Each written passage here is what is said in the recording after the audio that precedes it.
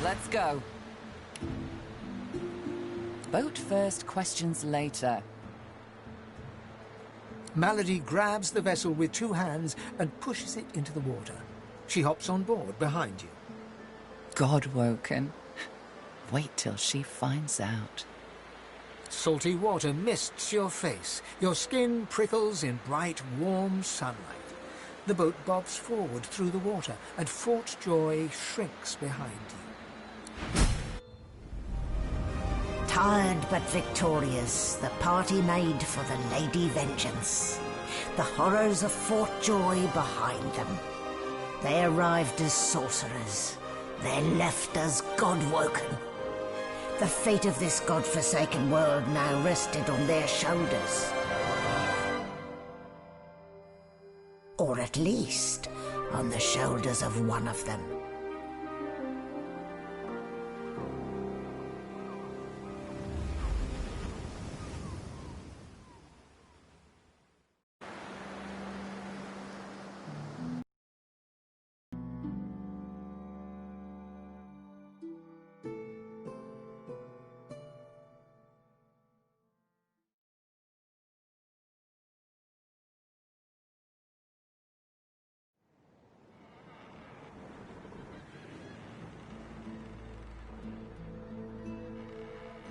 A light sea breeze kisses your cheek and carries away the smell of blood wafting up from the deck. In the distance, Fort Joy looms.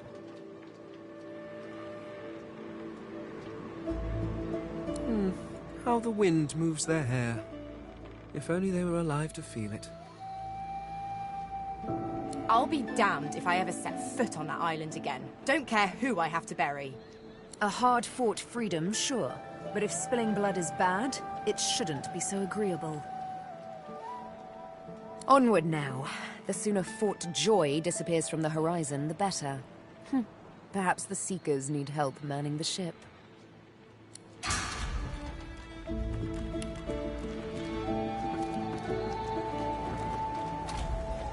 Lord. So close to escaping.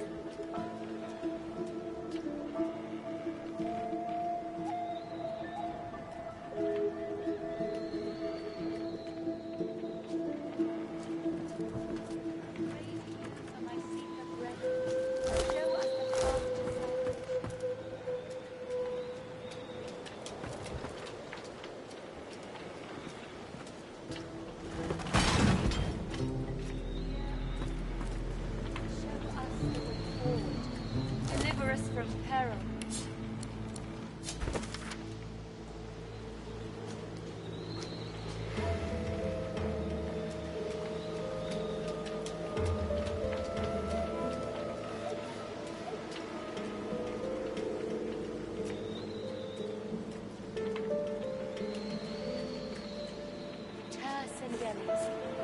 Pray to you for my seeker brethren.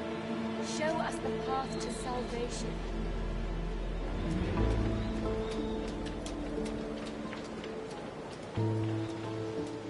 Blessings to our fallen. Pray that they may find rest.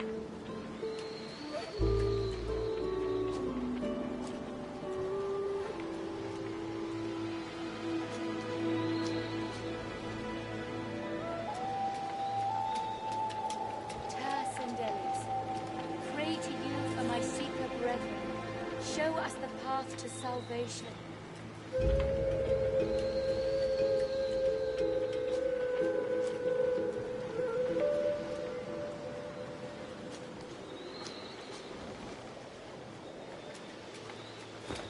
Blessings to our fallen.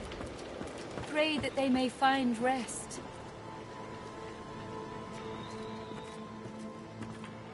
Don't go any further, Godwoken. We need you alive.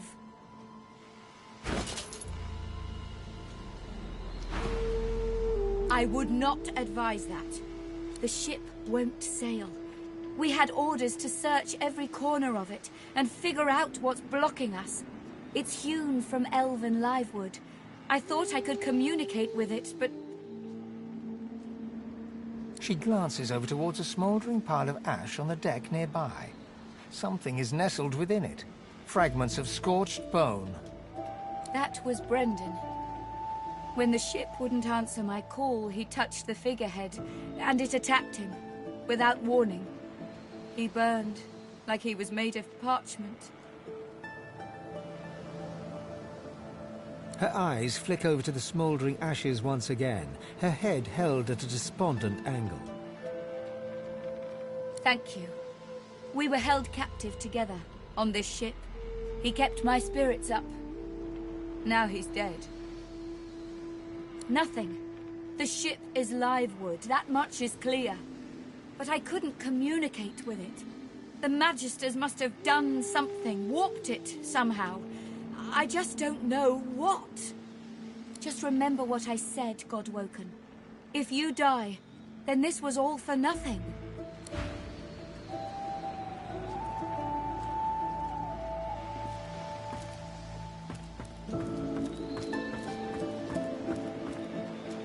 I remember this one.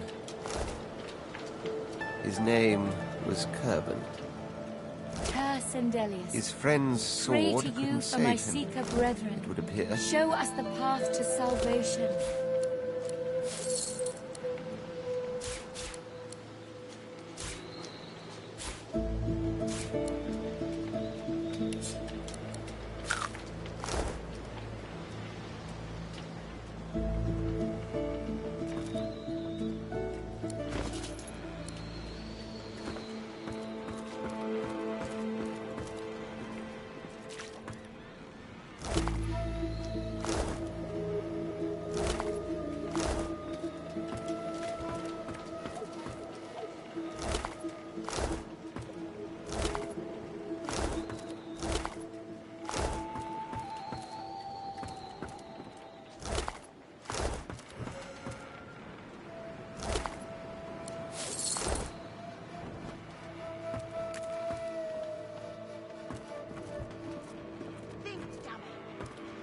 Spare me, Gareth. We got what we came for.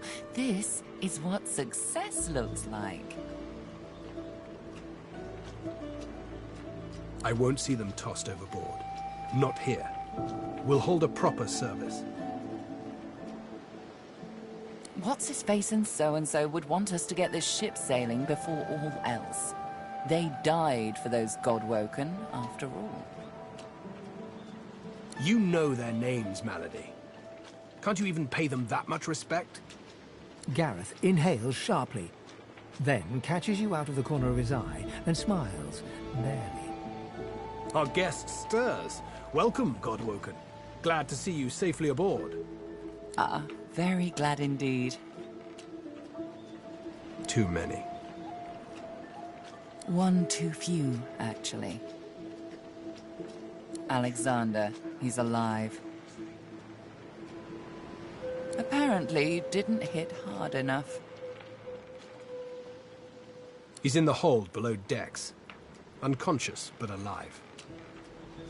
Question him. Someone has been hunting your kind, and Alexander fancies himself the only Godwoken worthy of ascending. As far as we know, you may even be the last still alive. If Alexander is guilty, he'll face justice. Yes, we certainly had better, but the ship won't move. She's mute. We need to free her tongue. This is barbarous magic. Expedient magic, actually. The ship is made of live wood. It has the spirit of an elven ancestor tree within it. It seems Dallas has found a way to bind that spirit to her. That means only she can control it, unless we can find a way to break the bond. The Seekers, the survivors of us, have been combing the ship from bow to rudder. It hasn't been easy. This place is laced with dark magic. These Seekers have such a limited skill set. We lost a man in the search. Malady might not appreciate that, but I do. And I hope you do too. I'm sure the Godwoken will be able to get the ship moving. They kind of like to feel useful, don't they? That's the spirit.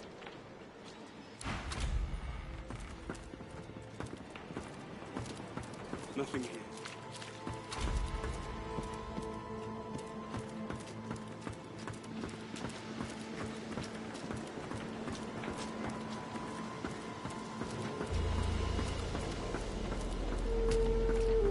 We're lucky to have made it this far.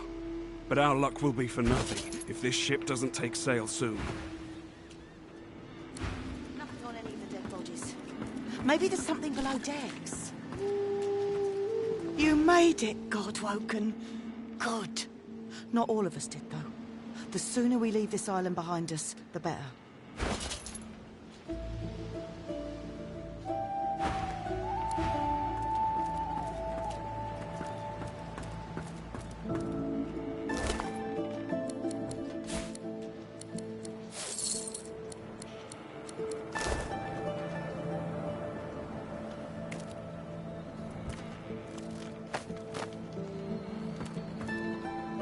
Hey, stranger. Glad to see you. No reds in the offing yet. Don't imagine they'll stay gone, though.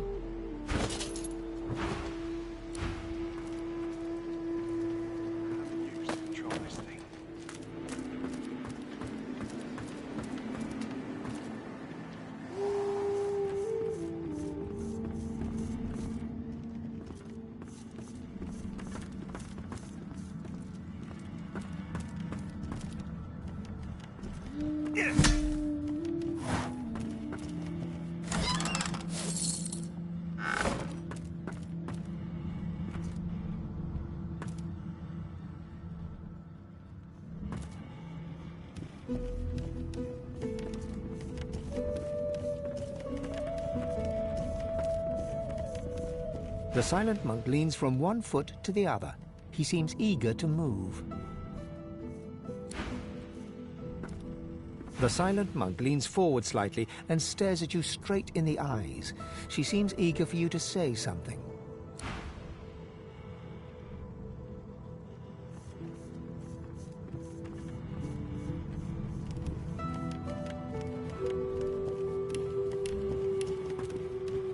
You made it out. I'll be honest, I wasn't sure you had it in you, but I'm glad you did. Hero of the Seekers, eh? An amused expression crinkles the crow's feet at Iffin's greying temples. His face looks a lot older than the bright green eyes gazing out. Nice to meet another so-called God-woken. Says you. He casts a long glance up and down your bedraggled form. Reckon I look about as God-woken as you do.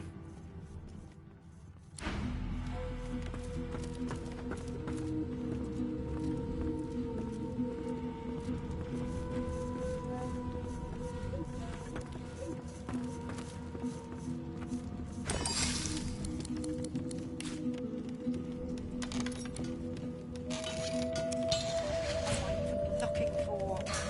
Will I know it when I see it?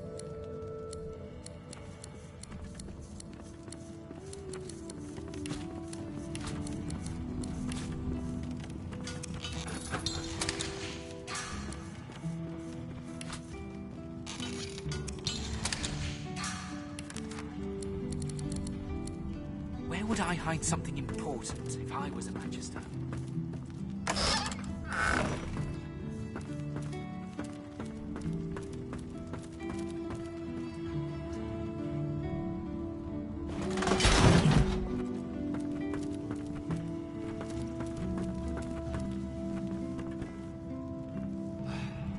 Let's team up, you and me. What do you say? Suit yourself then. He drags a comb through his beard. His face bears the scars of a hearty life, but his whiskers glisten as if glazed by the morning dew.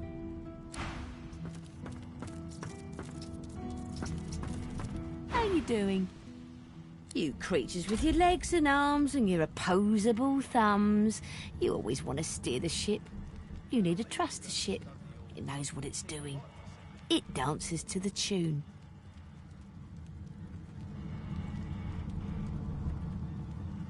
It goes la la la la la la la, or something like that. It's pretty catchy, but I can't remember how it goes. Good thing Dallas had that book, eh? Oh, she opened it and looked at the marks on the inside. How the hell else? All right, all right. Go to the nose bit of the ship, open the book, look at the markings inside it, sing the song. That's it. Get it right and the ship will dance to your tune. Get it wrong and the ship will kill you. That's always entertaining. For me, anyway.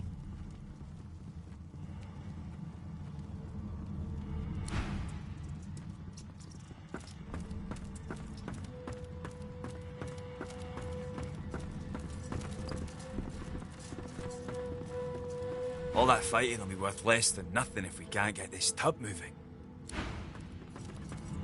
The lady's a sturdy old tub. Melody says if we can get the ship to move, we can go home. Home!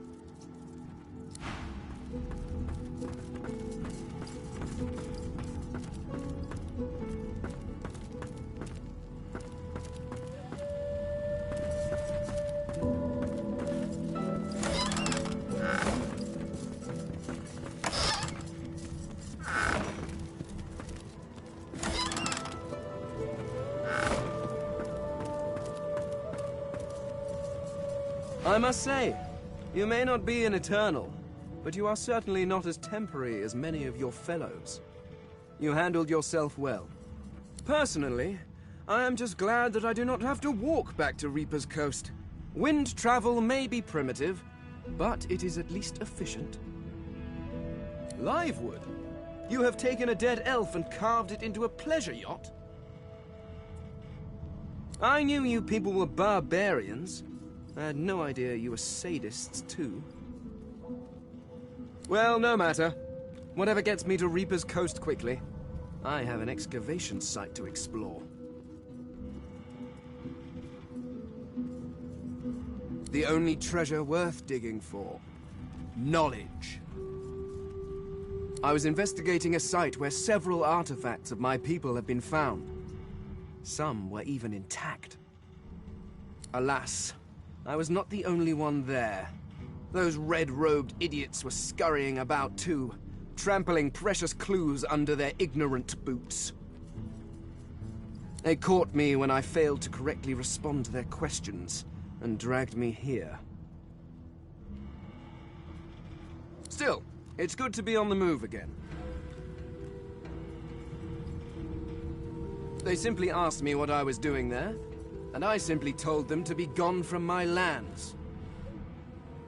I may have used the phrase pathetic mortals. Come to think of it, I may have used it several times. Damn fools. The faster we leave them behind, the happier I shall be. Ah, yes. I have heard that your people enjoy various fermented fruits and vegetables. It often seemed to be involved in... Pardon? Was that an invitation? Were you trying to initiate some form of mating ritual?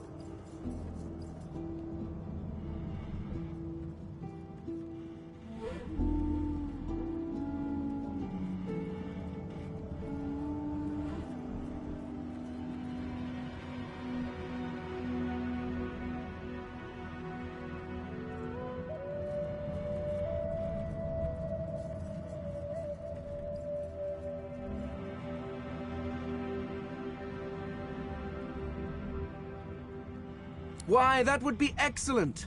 I have been curious about this for some time. The social interactions, the expectations, the mechanics. Come now, let's begin immediately. I shall compile my notes afterwards. Fane grabs your hand and enthusiastically pulls you behind the screen.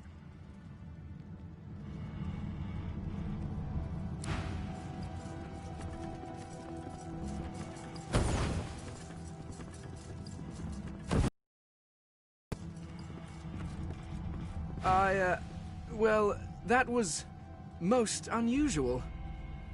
I mean, I had read all the leading authorities on it, but I didn't think...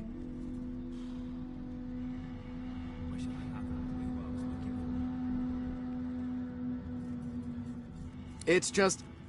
that thing you did with your tongue, it was quite unexpected.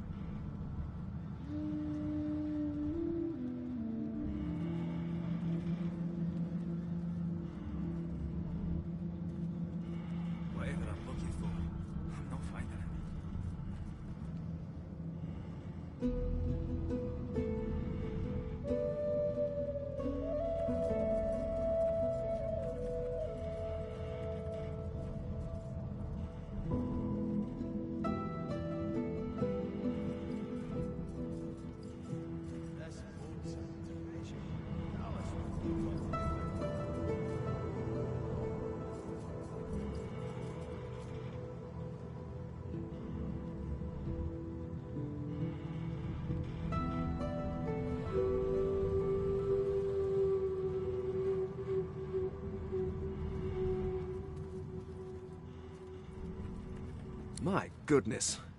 It was certainly an experience, but I must admit I was expecting something more.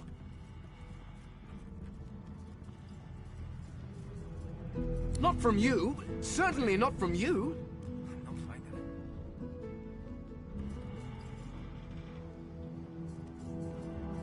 It's just that well, I felt nothing.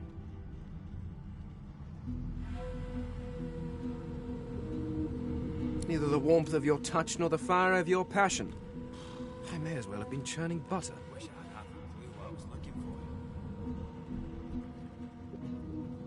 Oh. Well, thank you for your participation.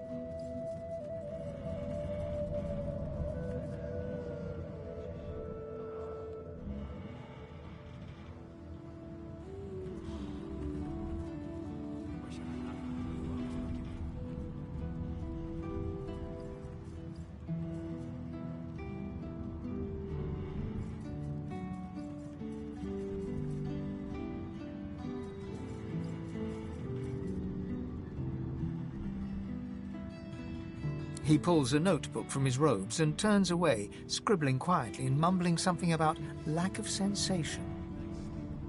A team? What an... You certainly seemed capable in Fort Joy. and a companion on Reaper's Coast could be quite... Very well. I am open to this. I believe you normally spit on your palms to seal agreements, but I seem to lack the fluid and the desire to touch you. I hope a hearty verbal agreement will suffice.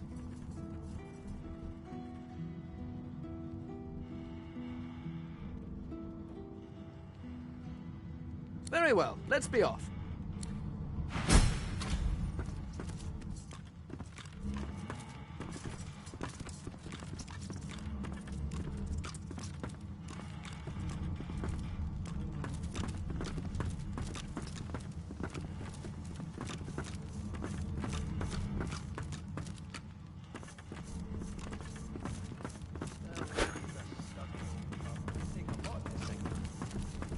We have to find a way to get this ship moving.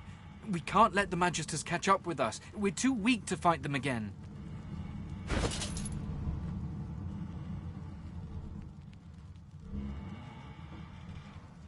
Good to feel the rolling of the waves. That might actually get a good night's sleep.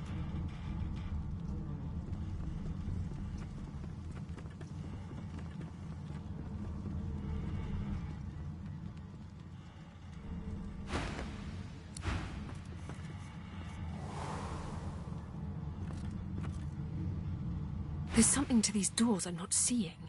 But what? Allies for hire.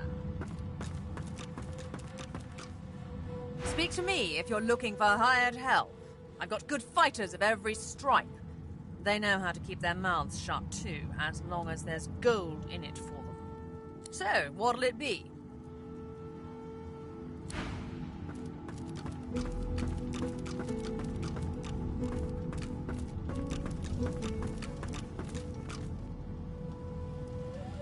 We've braved the joy, and I lust for further adventure. What say you? Shall we continue our journey together? You're not quite certain you'll ever sleep soundly with Sabine in any sort of proximity, but at least she's on your side, for the moment.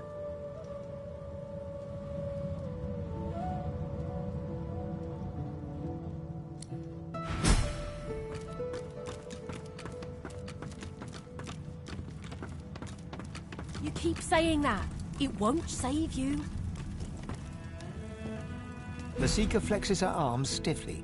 Her joints audibly pop. She sees you draw near. I owe you, Godwoken. Without your help, I'd likely still be a prisoner around here, not guarding Alexander the Bloody Divine himself. She nods her thanks and immediately winces, laying her hand on the back of her neck.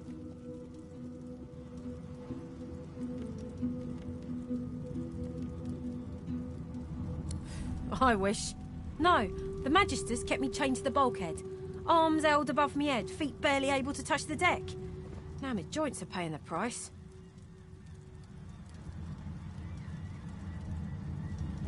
No, they had us down below, chained up in the dark. But the Reds were up to something in here.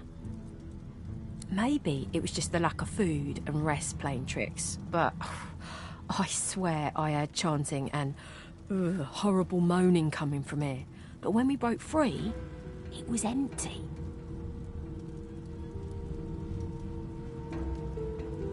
We're a big bloody target on our backs. We took their leader and their flagship. The Hammer won't stand for that. She'll be hunting for us. The Seeker throws a toxic look at the imprisoned Magister. Hardly. She's just some deckhand. If it were up to me, I'd tie her to the main mast and use her for arrow practice. But Malady wants her alive for now.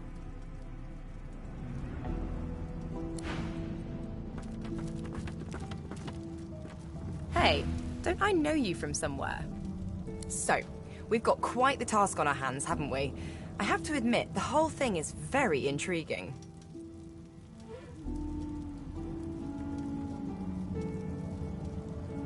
The old band back together again, I guess that depends, doesn't it?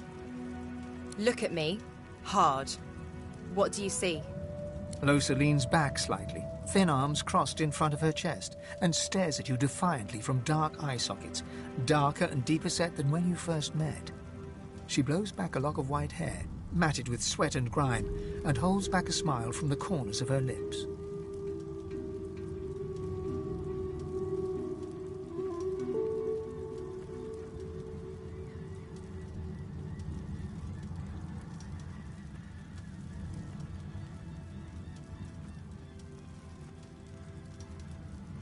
Seriously? Look at me. I look like lukewarm death. This isn't a joke anymore. You see that, don't you? I want to make sure you understand, well, the risks. You don't get it. I'm dangerous. You have to pay attention. You have to be willing to hurt me if I'm hurting you or someone else.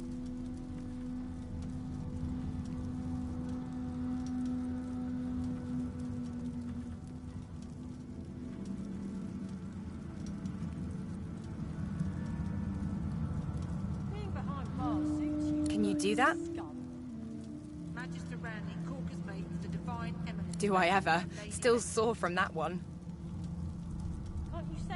At the time, I wanted you to defend me. I didn't realize how bad things had gotten. I know better now. Something like that happens again, you do what needs to be done. Deal? Well, all right then. She pinches your cheek, a sparkle in her dim grey eyes. I knew I could count on you to murder me in a pinch. Let's go, Chief.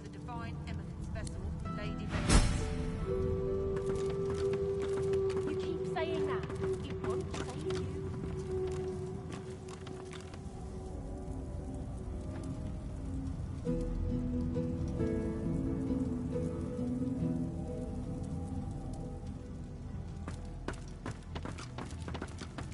I've spotted something.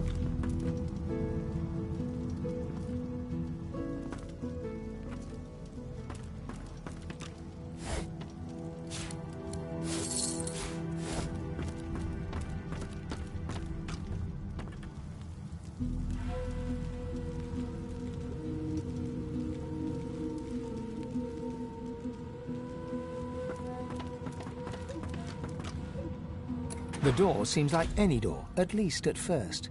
Then you notice it's unblemished wood. There is no knot, no scratch, no dent to detract from its apparent perfection.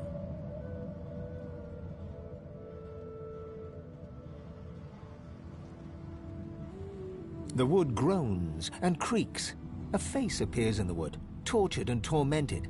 A six-sided indentation is carved on its forehead, as if a gem or amulet had made a mark there. The face vanishes. The thud of your fist upon the wood resonates deeper than you'd expected it to. It turns into what sounds like a moan, then echoes away into silence. The door remains closed.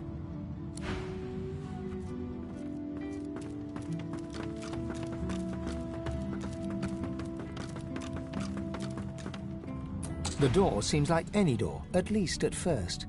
Then you notice it's unblemished wood. There is no knot, no scratch, no dent to detract from its apparent perfection. The wood groans and creaks. For a moment, you swear a face appears in the wood. A face tortured and tormented, a six-sided shape carved upon its forehead. The face vanishes. The door remains closed. It seems you need more than a password to open it.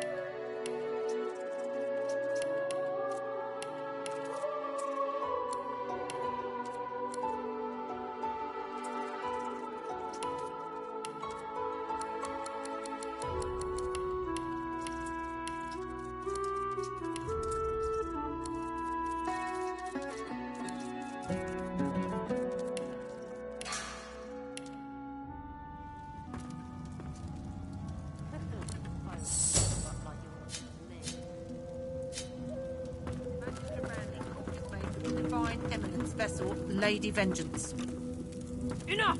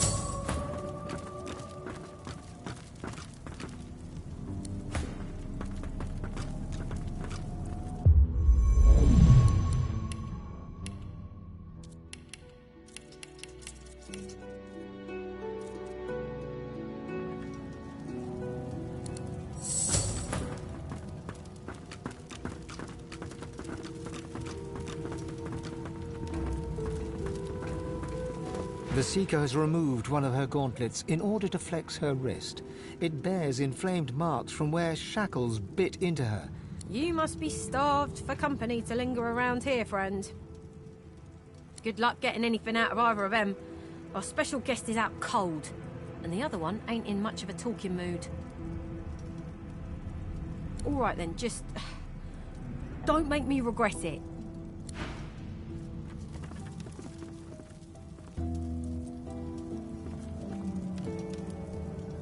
I'll keep an eye on the red until the cage is locked again. A young Magister paces around the brig, fussing over Alexander's unconscious form. She leans over and applies a damp cloth to his brow.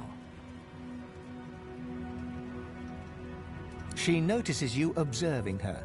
She straightens her back and sets her jaw in a defiant scowl. Magister Ranley, Corker's mate of the Divine Eminence vessel, Lady Vengeance. That's all the information I'm giving to any of you lot.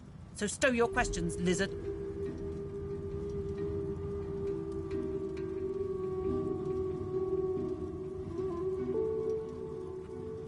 Magister Ranley, Corker's mate of the...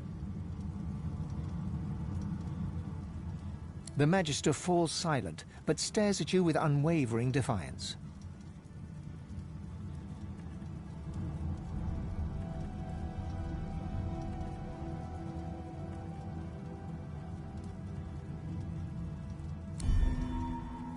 The Magister's stare hardens into an intense scowl. Magister Ranley, Corker's mate of the Divine Eminence vessel, Lady Vengeance.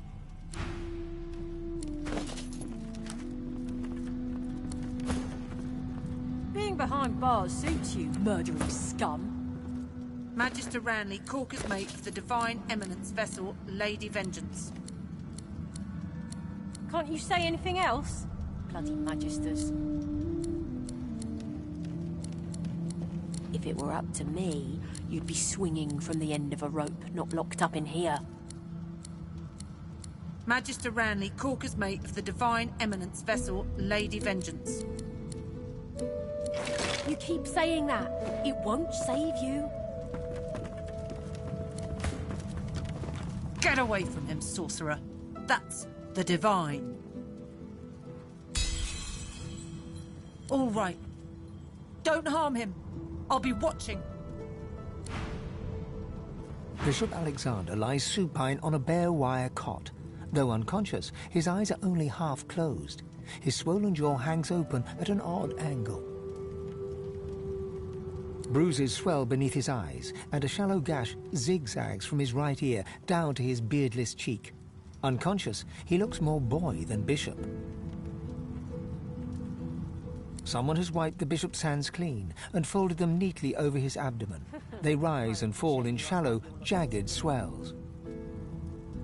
Magister Ranley, Corker's mate of the Divine Eminence. A beautiful six-sided gem rests on the bishop's chest, hung round his neck by an ordinary oiled rope. The gem sits heavily in your pouch.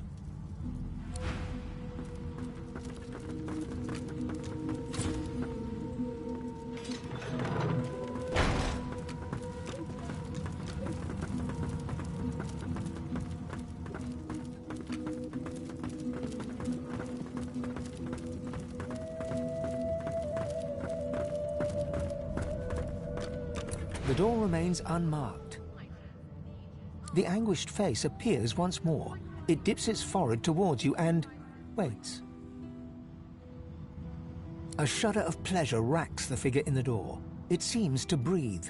All of a sudden, all anguish is gone. It gives you the sternest of looks. I am summoned. Speak the password. Yes, and yes again. The word is spoken. Welcome to the stateroom.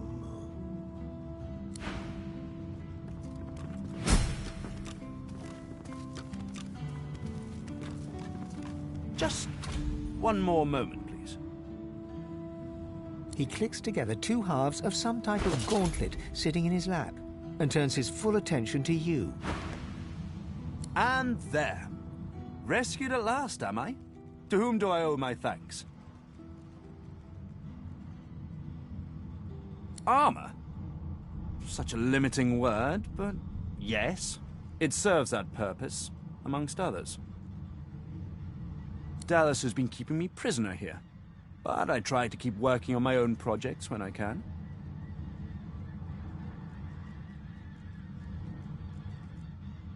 Dallas took a particular interest in me and my skills. I'm an expert in healing, crafting, and more arcane practices. She kept me here to do her bidding, until you took her flagship from right under her nose, it seems. Oh, yes. And she could be a most cruel mistress, I'm sad to report. He extends his arm and pushes up the sleeve. Beneath, the skin is withered and discolored, as if it were magically decayed. She used some form of domination device on me, forcing my hands to do her bidding, and half ruined them in the process. Well, the situation is looking immeasurably better now. You'll hear no more complaints from me. So why don't you tell me all about my valiant rescuers? To whom do I owe my thanks? Your blood means nothing to me, Lizard. Merit is what I value. I ought to continue what I'm doing here, unless there was anything else.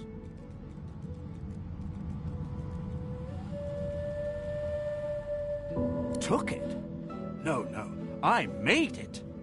Have you seen the kind of metalwork the Magisters deploy? This is in a different class to them. As I said, the Magisters left me weakened. But this will help give me the strength to carry on my work. Oh, cast spells, tinker with relics, meddle with the laws of nature. All the sorts of things power-hungry despots love to do. She had me enchanted dead cat over there, so it would seem alive. He clicks the gauntlet into place around his withered forearm, his eyes on you the whole time.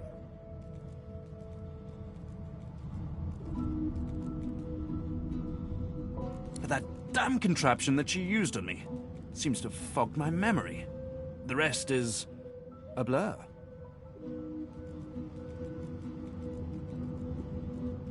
No! Necromancy is an unsavory practice, not something to be trifled with lightly. This is but a cunning illusion of my own creation, nothing more. His face abruptly creases into a smile. But come now. Enough of Dallas and dead cats. You've taken this ship and granted my freedom. This is a happy moment. I'm afraid I cannot tell you what I do not remember. Could you pass me that copper wire just there? He takes the copper with a nod of gratitude. His sleeve slips back above his elbow. In its crook, you see part of a tattoo. A pattern of concentric circles rendered in black. Perhaps my memory will come back with time. But for now, I'm afraid there's little more I can add.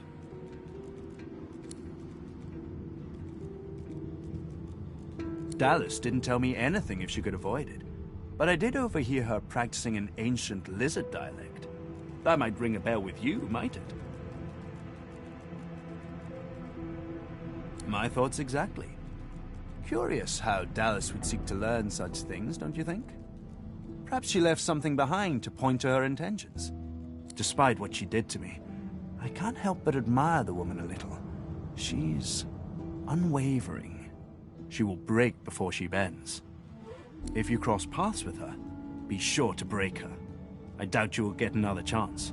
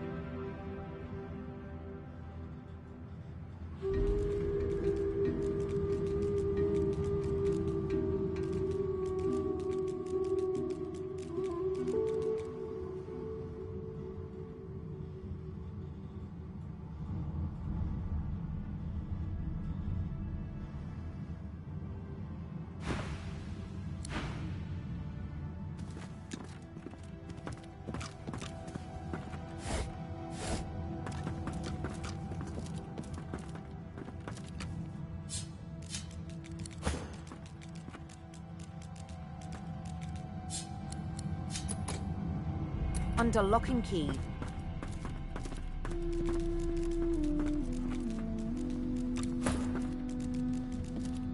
I'm a monster. I click and clack as I stalk my prey.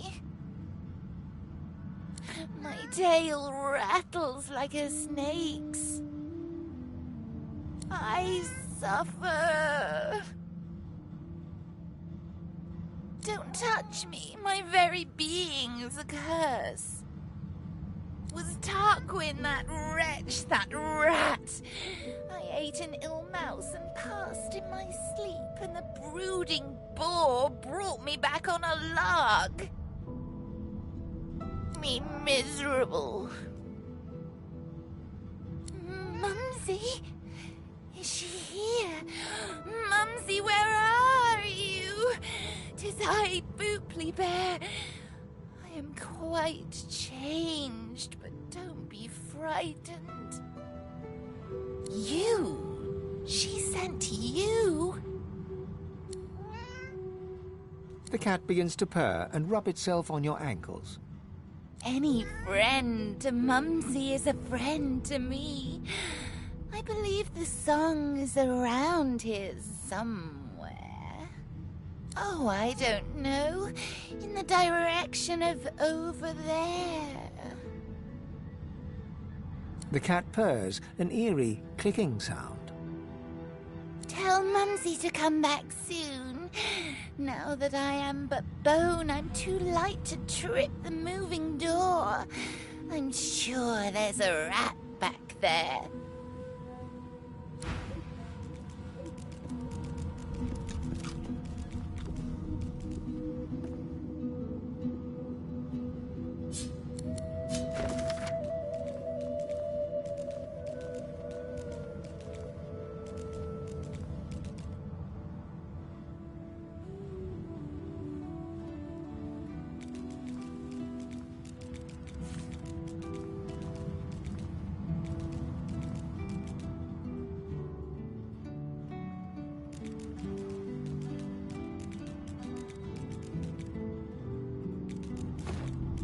What's this?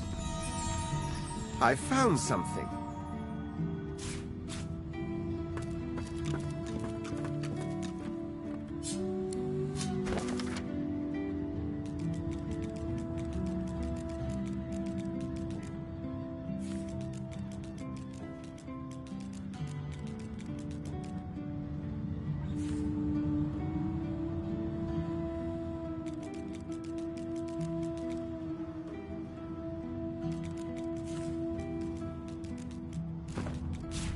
This is written in ancient lizard script. It appears to be a song.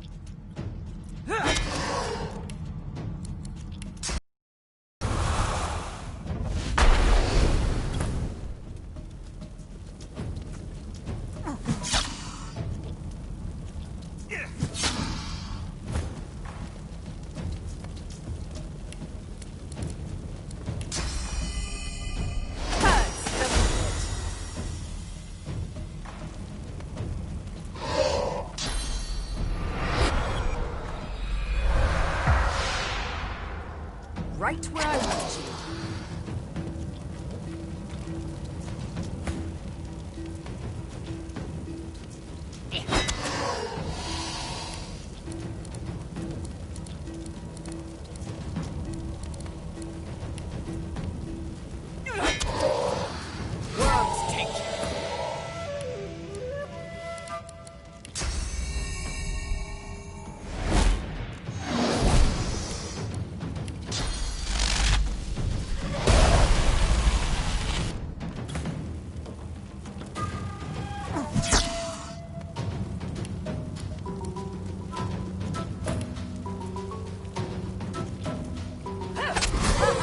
Guards or victims? Both, I fear.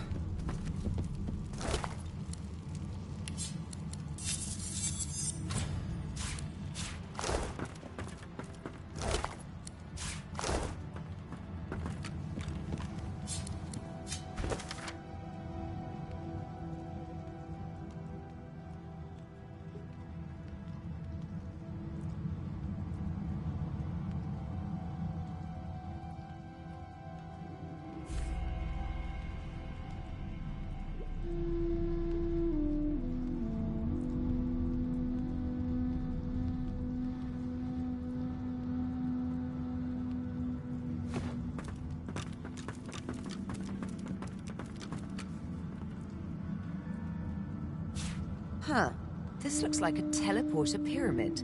Could certainly come in handy. A teleporter pyramid?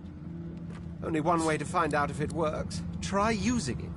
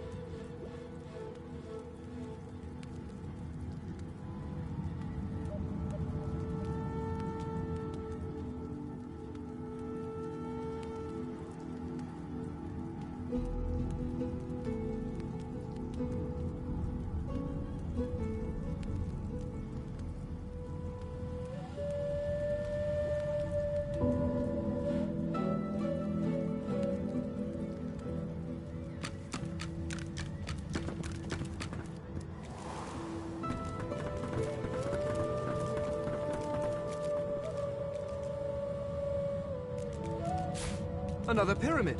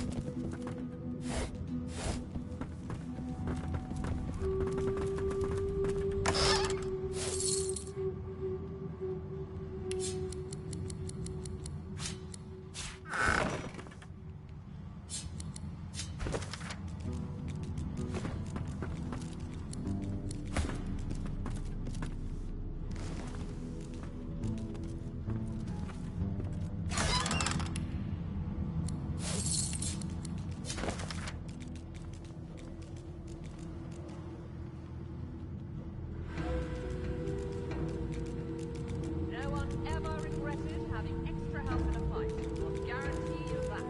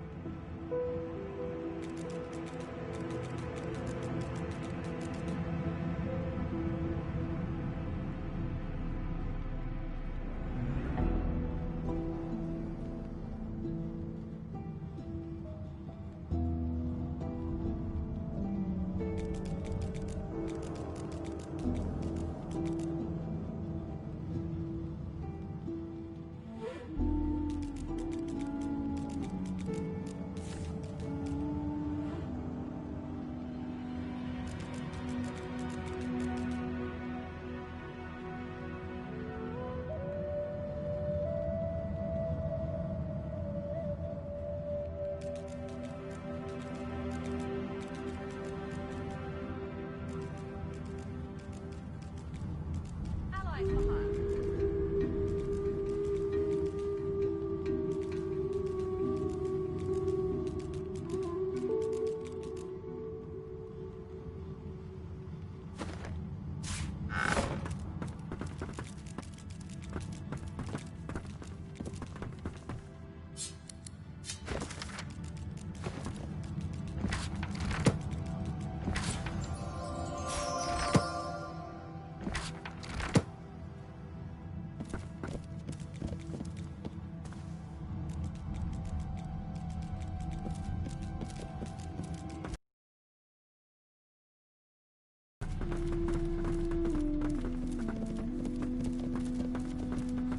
Expert warriors for hire, all seasoned in combat.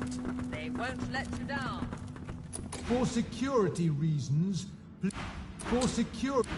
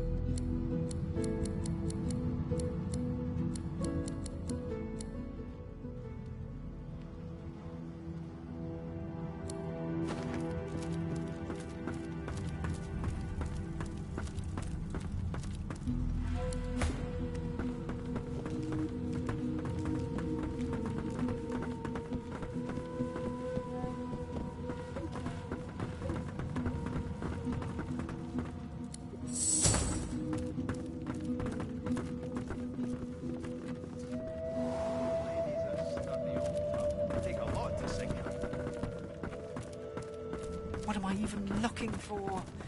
Will I know it when I see it?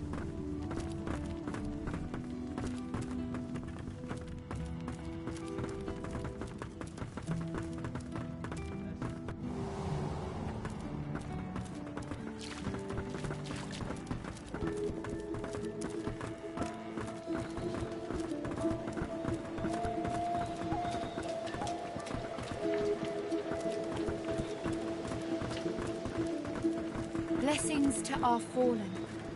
Pray that they may find rest.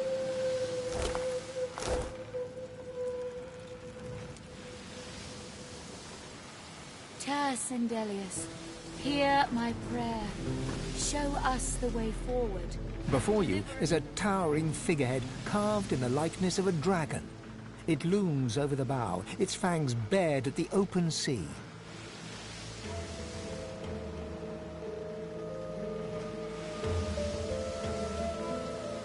The deck beneath you groans and trembles, like the ship itself is awaking from a slumber. A deep sigh emerges, unmistakably the sound of a living being.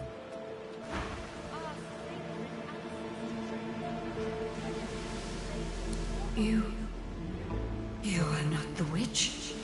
You are not Dallas. You sang the song. Now you must decide my fate. Are you to be my new master?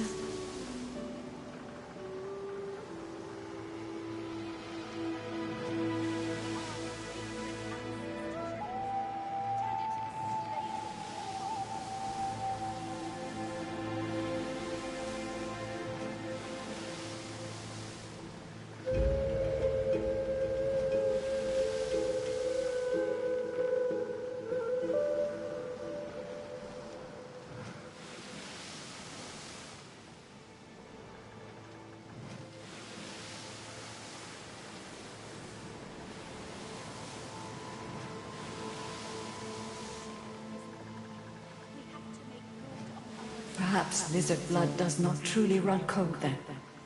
Thank you. But I cannot be free again. Not truly.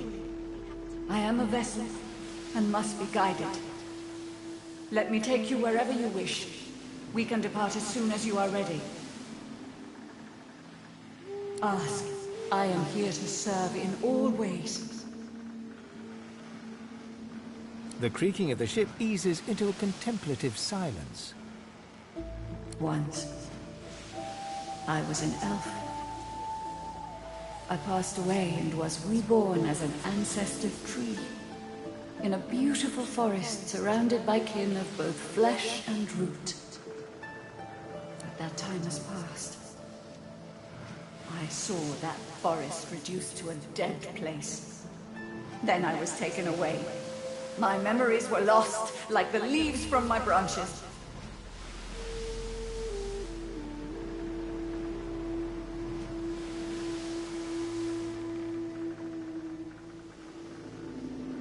Sacrifice must be made willingly. Our home was stolen from us. Magisters destroyed our way of life to end the war they started. Then they uprooted me, and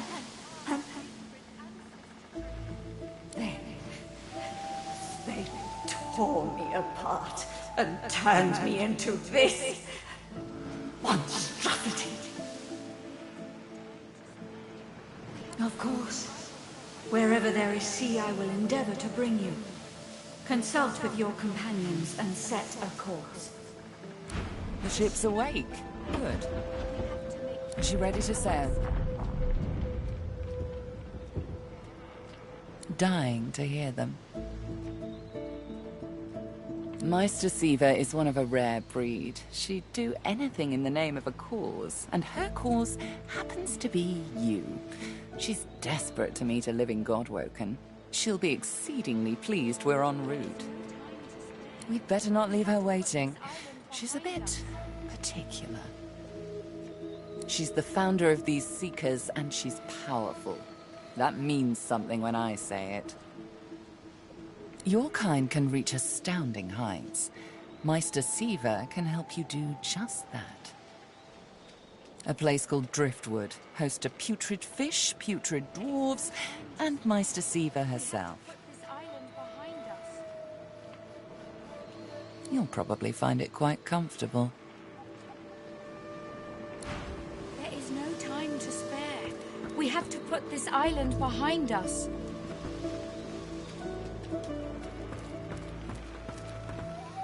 The sea awaits. There is much to explore. Our escape.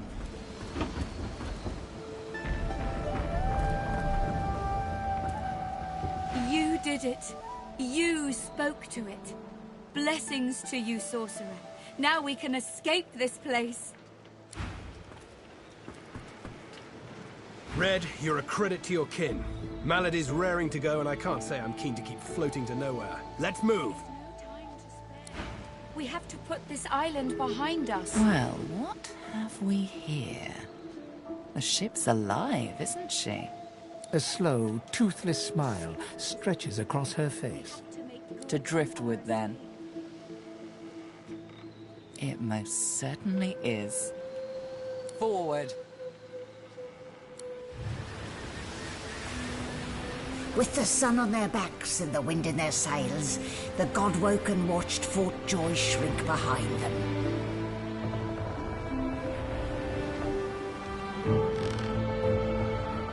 But their capture of the Lady Vengeance had not gone unnoticed.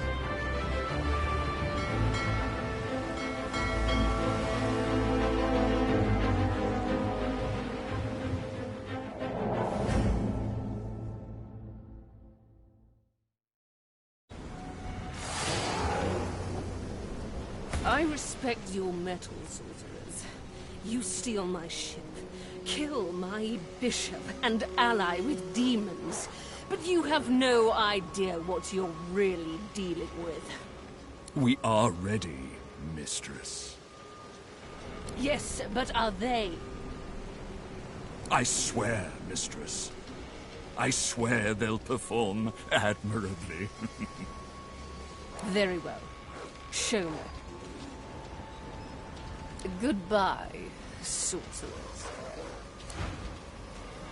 This is my ship. I won't see it taken from under my feet. You, act!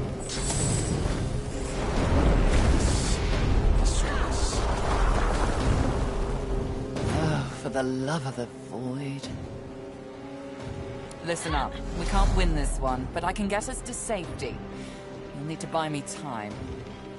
Show us what you can do, Godwoken. Godwoken? Parasites, rather.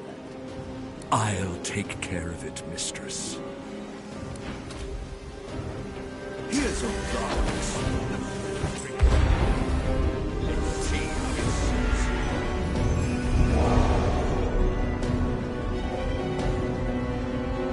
Hold that hell! Her sorcery must be silenced!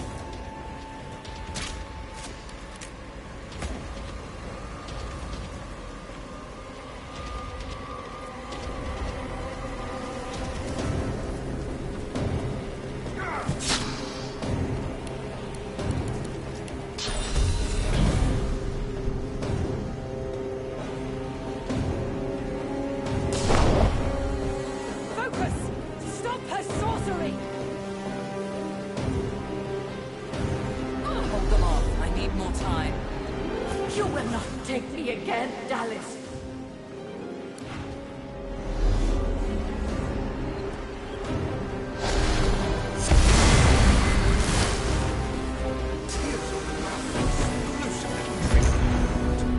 Let's see how it suits you.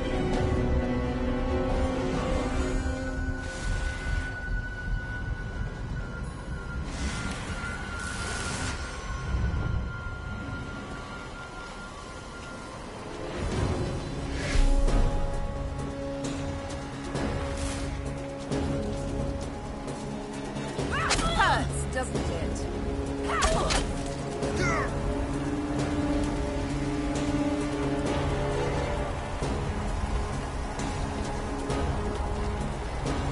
That's burning. It's like a bomb in my belly, ready to burst.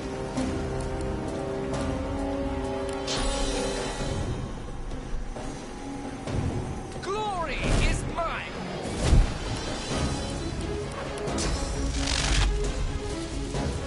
Glory is mine!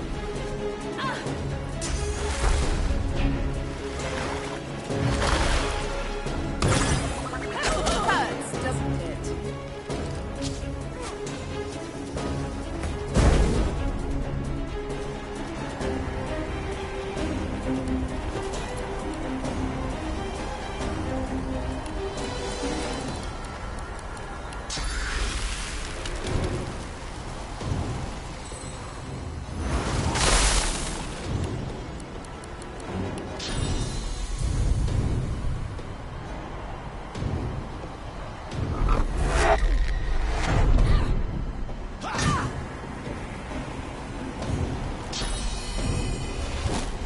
Bend me or die.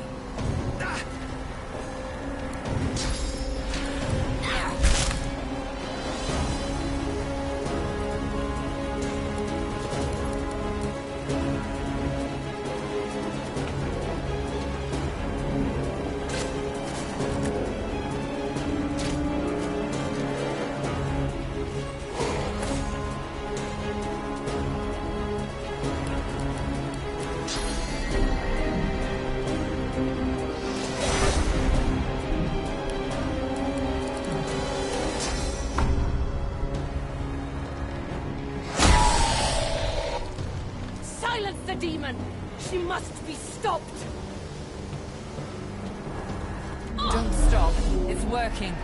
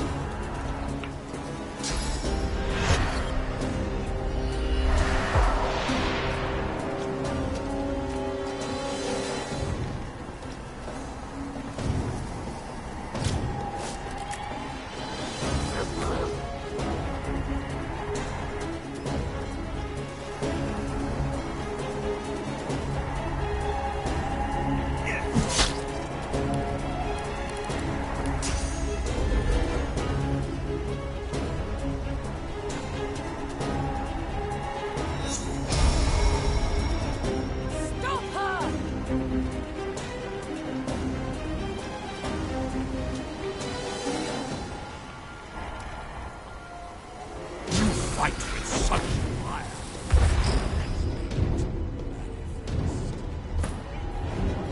It's like...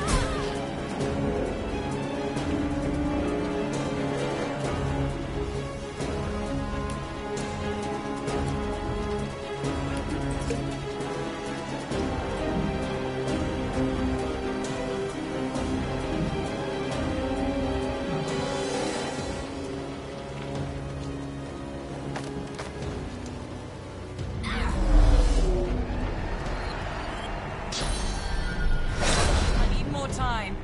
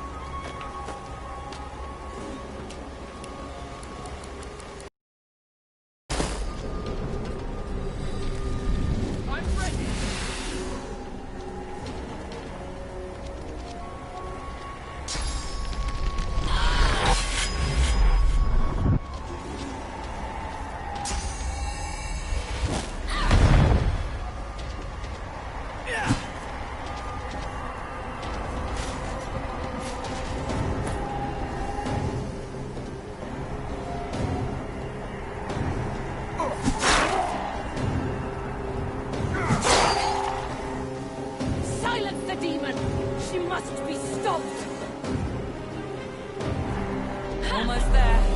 A little longer.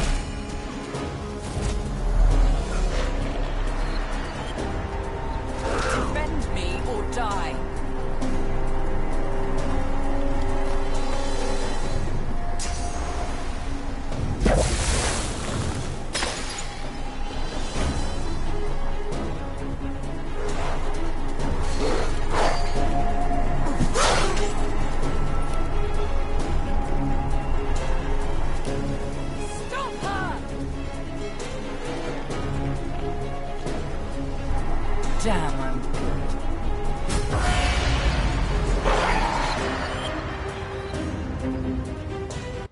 With the help of the half-demon malady,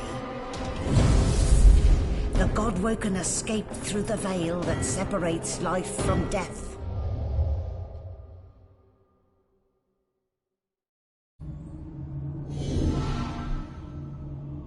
The air here has a familiar smell, like the place you grew up. Old memories begin to well within you, but the sweet sour smell of decay suddenly punctures them. A faint creaking sounds in the distance.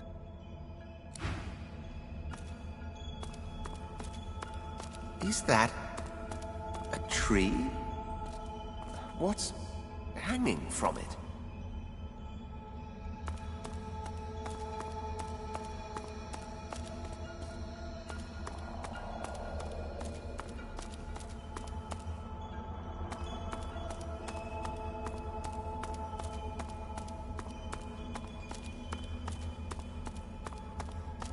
Must be a way across.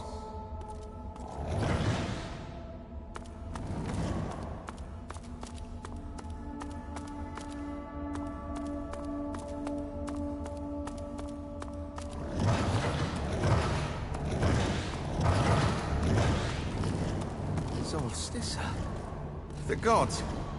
Are they dead? How can this be?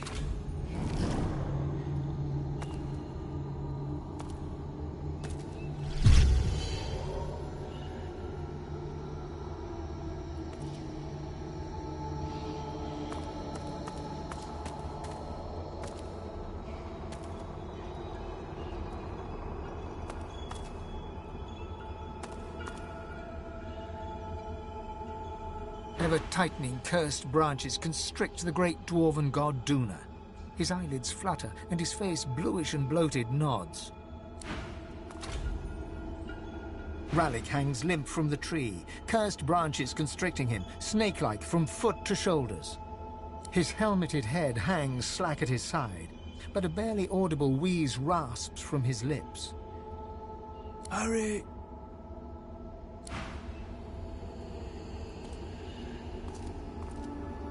Amadia hangs before you, her face cut and bruised, her chest barely moving. You think you see a tear run down her cheek. You lean in. That's no tear. It's sauce. The shimmering liquid is seeping from her wounds and dripping to the ground below her.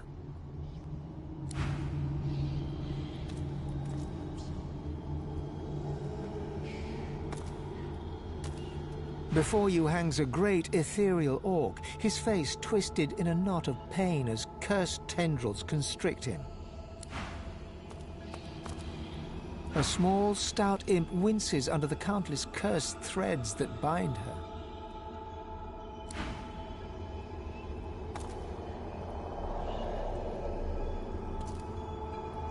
Tight coils wrap Tyr Sendelius from head to foot. His still face is set to a glowering sneer. Cursed tendrils tighten around Zolstissa. Her lips are moving, but no words seem able to escape her lips.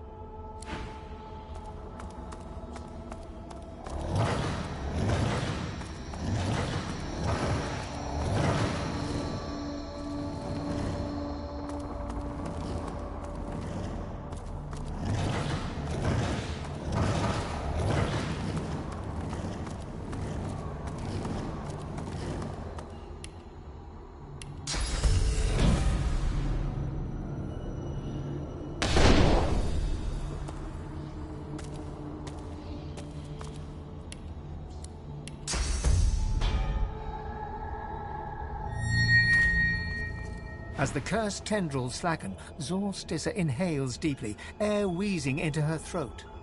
Wheezes become a hum, then a gently wavering song. A champion I called. My champion did come. First among my chosen, first among them. Together we gazed into the black. We turned our backs to it. We turned. You have come, my prince, my chosen. It is not too late. Not yet, but almost.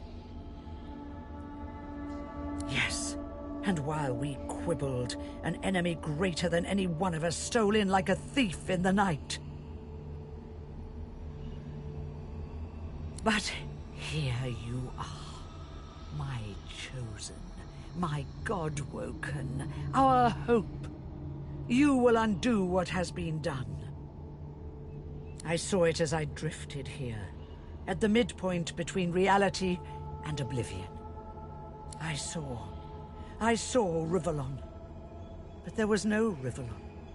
There were no people, no ancient empire, none of our people, none of our great works. I grow cold now, even thinking about it. It was not a dream, God-woken. It was a threat. A promise from our enemy. The enemy you and you alone can stop. It was a vision of the void, and it made me tremble with fear. Yes, my prince. I, the goddess. I who created you, tremble. Soon the severed will be nothing but morsels in the maws of the void.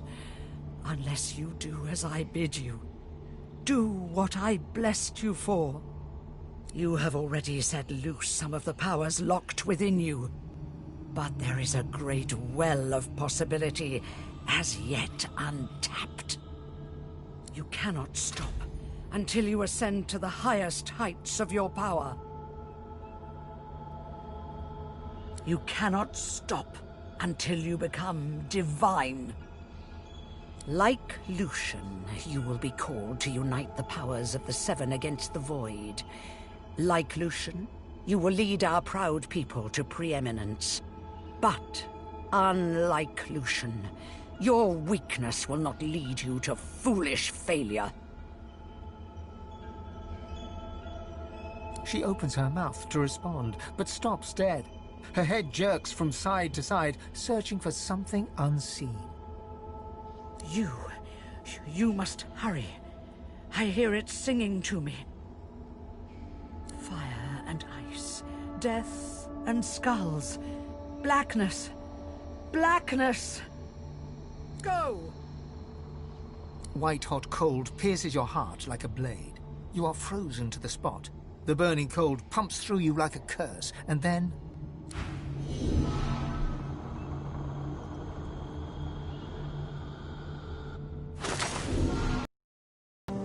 What's happened here? Where is everyone? The same troubled look is visible on each face. You've seen the gods beaten and defiled, strung up as a warning.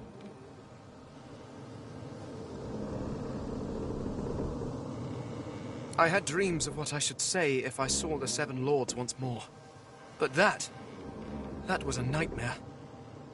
What can yet be blessed, can yet be restored. One way or another, Divinity will survive. Through all of you, and all of me. Gods, schmods. They aren't interested in me, and I'm not interested in them. It seems whatever's inside me is more powerful than any of them anyway. Or at least more cunning.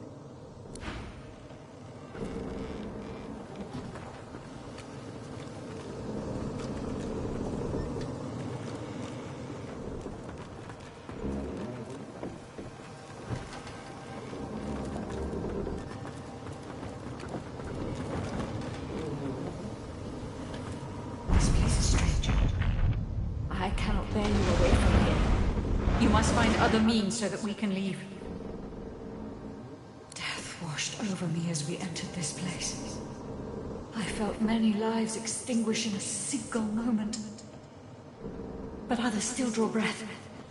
They are sheltering below decks. The one who brought us here. The demon that wears the face of my kin. Only she can set the course back to the land of the living. She is here still. I can feel her.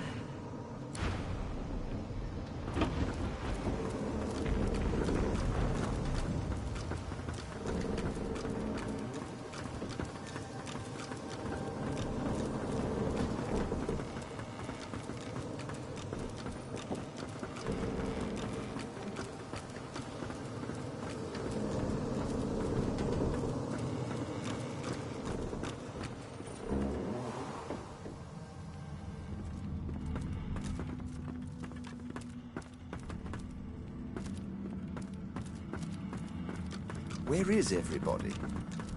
Hidden away somewhere, safe from the storm, I hope.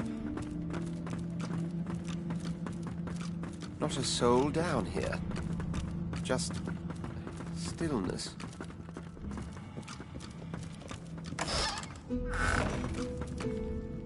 Now is not the time for a bath.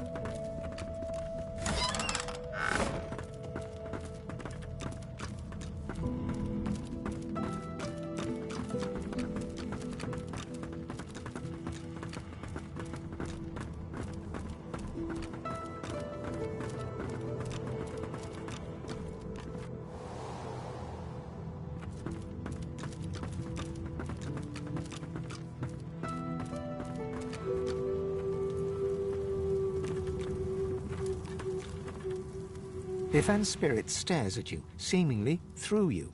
There is neither affection nor blame in his expression.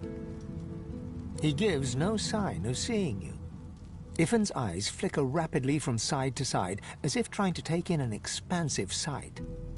He whispers, Glekuduma, Glekuduma, over and over, and suddenly you seem to hear the chattering of thousands of elven voices in the distance.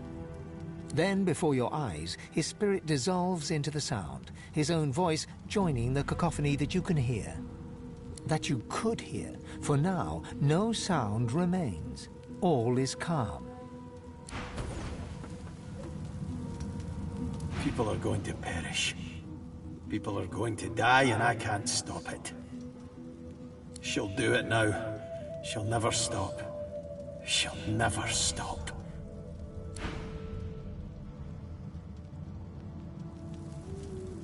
People are going to perish. She'll do it now.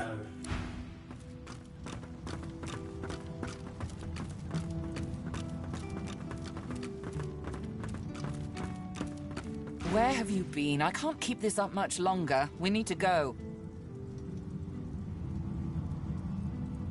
There's no time. I can't hold us here.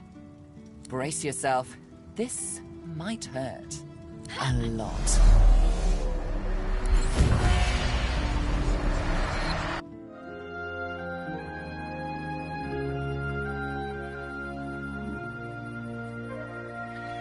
The chill of the Hall of Echoes clung to the Lady Vengeance as it returned to the shores of Reaper's Coast.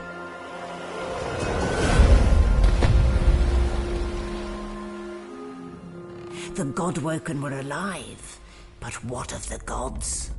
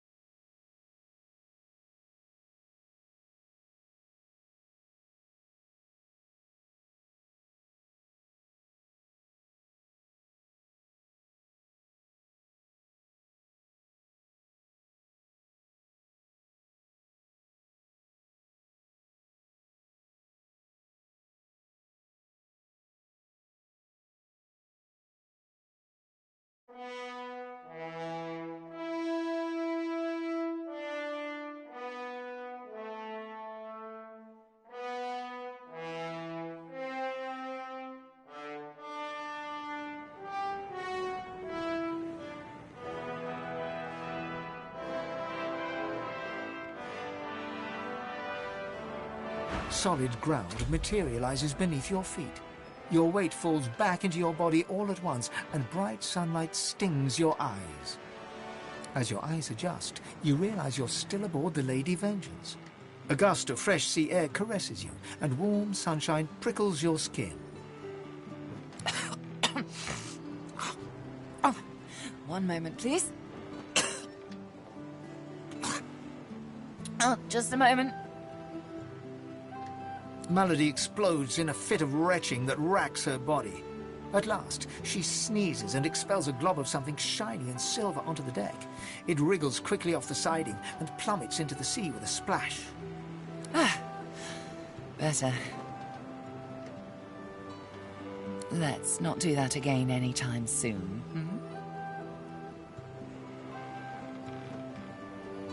Oh, don't start. It was all I could do to save a few of them. It's no mean feat bringing an entire ship full of unspent souls to the Hall of Echoes, you know. I managed all the interesting ones, though. You're welcome. I do hope you learned something useful on our little field trip. Desperate how? I see.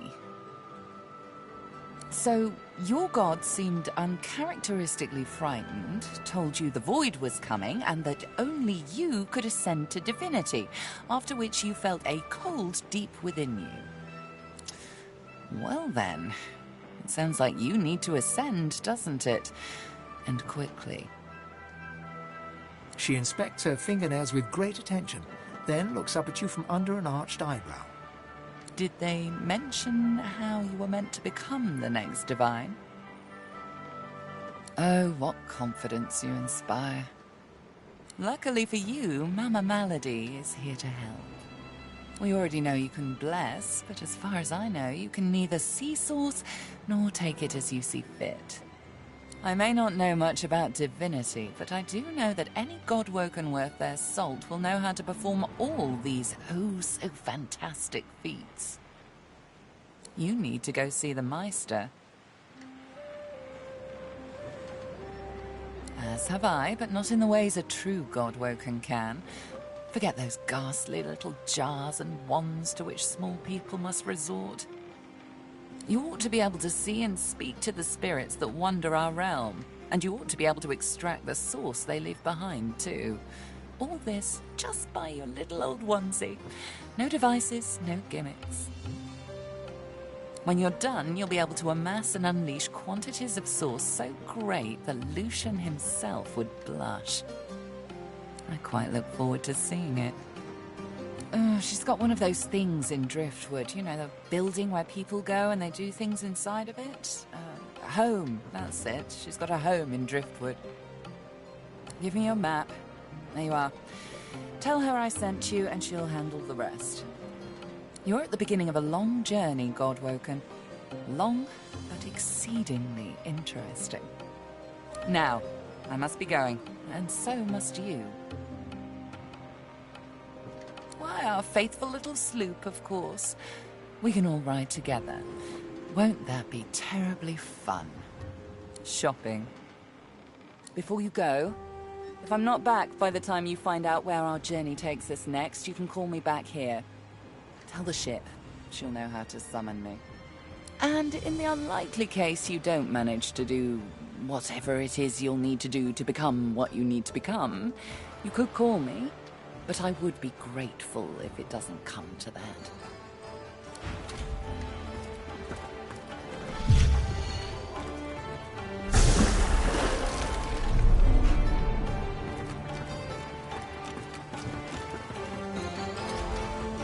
What?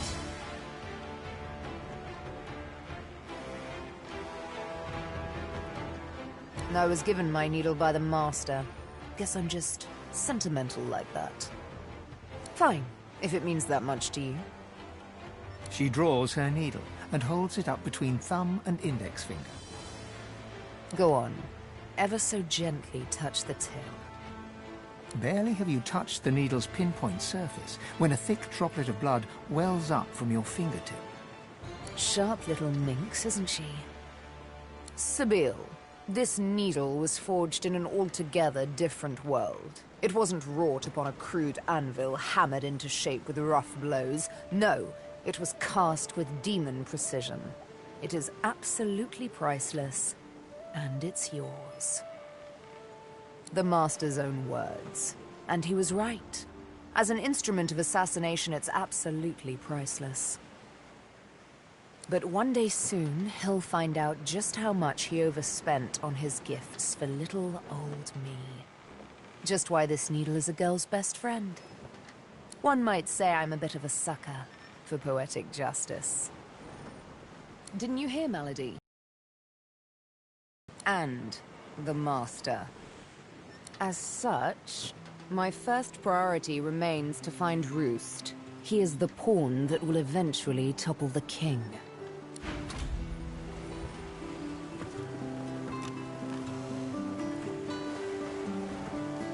Come on, let's keep moving. Well, I think I should focus on getting this demon out of my head. And of course, I think you should help me. And if we pick up a few new source tricks along the way, so be it.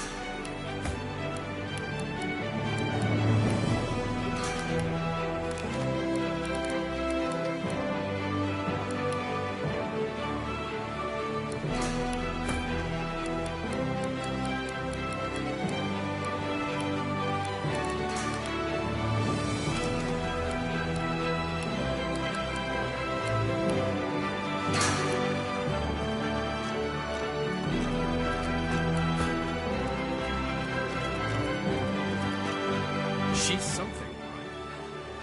I question Siva's trust in her, but Malady's usefulness is self-evident. As Lucian said, you will be eternally gifted when you act in my name. Paradise awaits, my friend. Not an actual paradise, of course. I don't think there's such a place in all of Rivellon. Paradise Downs. My parents still sow the soil there. And if the Order hadn't called me to its ranks, I'd still call their farm my home. I miss it. I miss them. They've been forever understanding of my duty. But I admit, I've been neglectful. I have some wrongs to right. Only as often as I need his guidance, Godwoken. When I invoke Lucian's words, I invoke his deeds too. He stood for the defenseless when the Black Ring rose up. For all of us. For my mother, my father. Gareth's nostalgia lasts for just a moment longer. He composes himself, clears his throat, and waits for your next question. I expect Malady has an answer to that. It seems she's got it all in hand.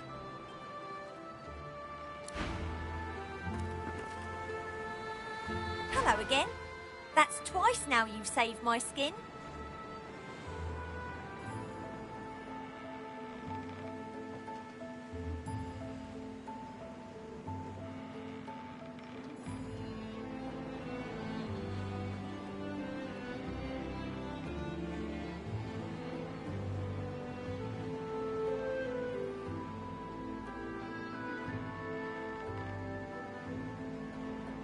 And I think it's time to start repaying the favours. I could fetch some stuff you need, maybe. Ma always said I was a great runner.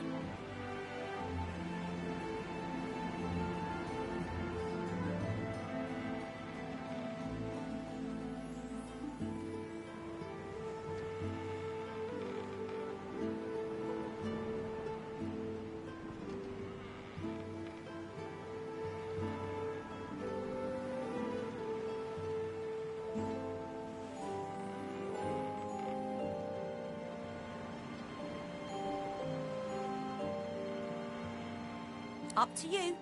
You know where I am if you think of anything.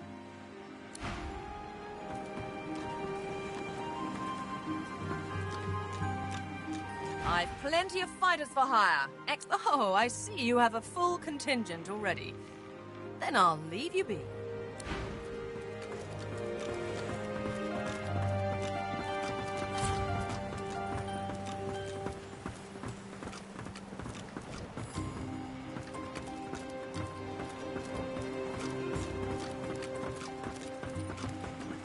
I hadn't realized I was in such illustrious company when we met before.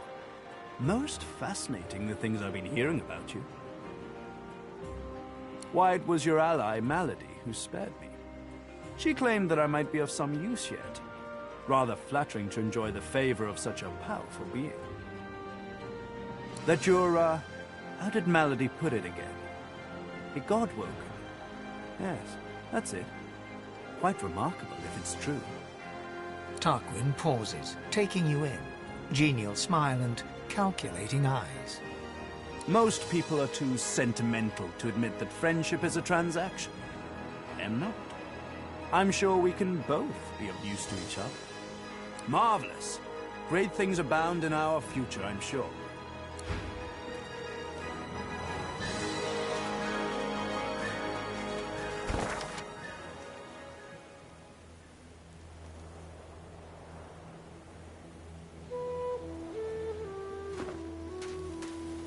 Here we are, Reaper's Coast. We made it. The hunt, like always. To be Godwoken is all well and good, but above all, I've yet to find the Master. Somewhere further inland, Roost Anlon breathes. All I have to do now is pick up his scent and make his last breath worth my while.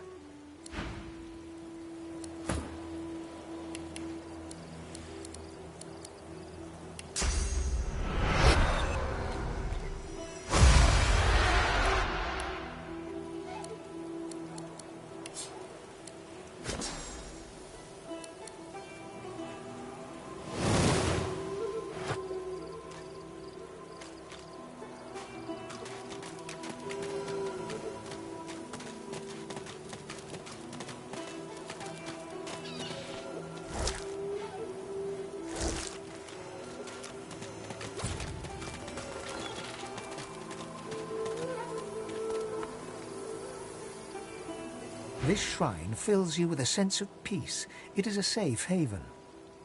You no longer look without, but within. You understand where your path must take you.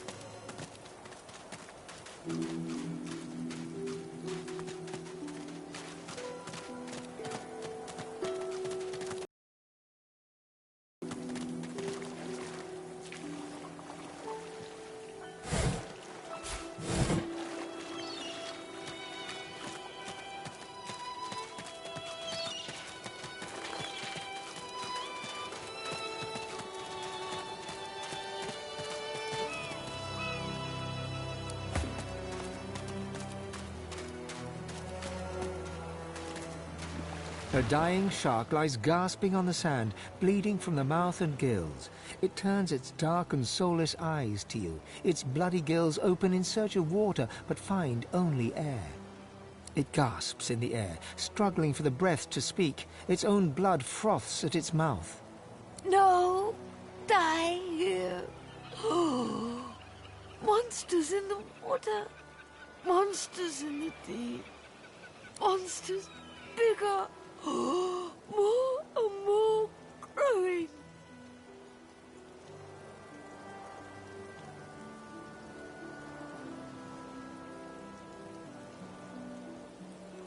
It looks at you with its cold, flat eyes as if to say, do what you will. Then it turns away and gets back to drowning in the bloody sunshine. It looks at you with its cold...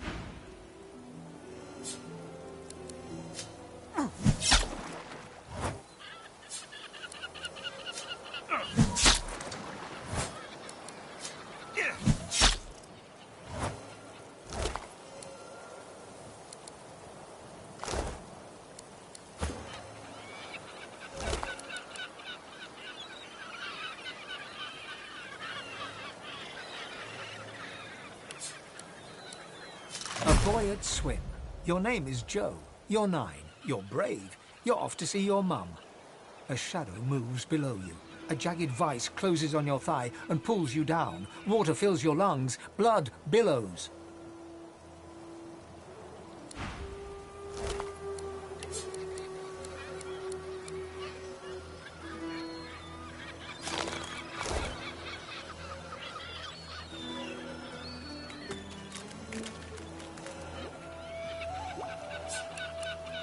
You experience a flash of memory, but not of the fish you ate. You stand at a barrier. It buzzes like a locust swarm, and, like the swarm it imitates, fills your heart with dread. 7 others stand with you, the short one and the fire breather among them. They gaze upon the portal, entranced and obsessed. Another of the 7, the graceful ones, hands delicate as blown glass, reaches to the barrier. Ripples spread from where his fingers touch. Between each crest you glimpse nothingness, void. The buzz is silenced, the air still. The memory fades, but your heart stays heavy.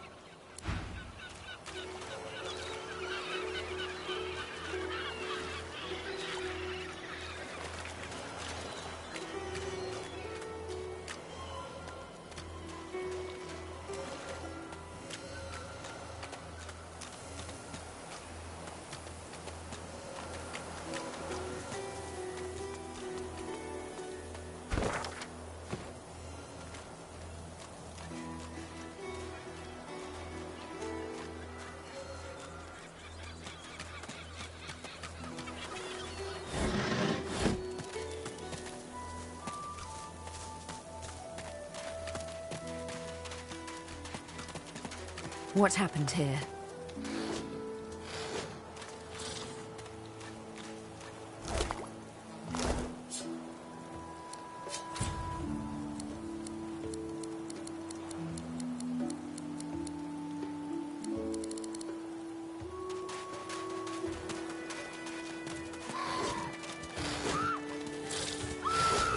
that void Woken had someone in its...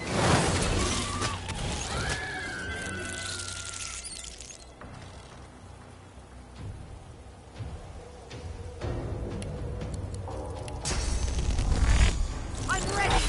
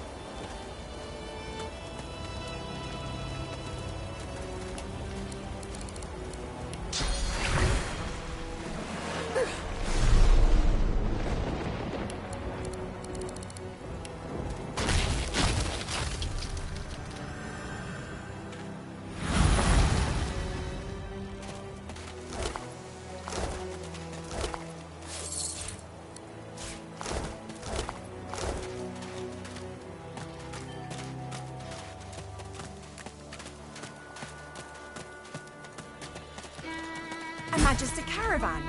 I remember one just like this picking me up. Could have been a shipment to Fort Joy. But what happened here? Not true. Can't be true.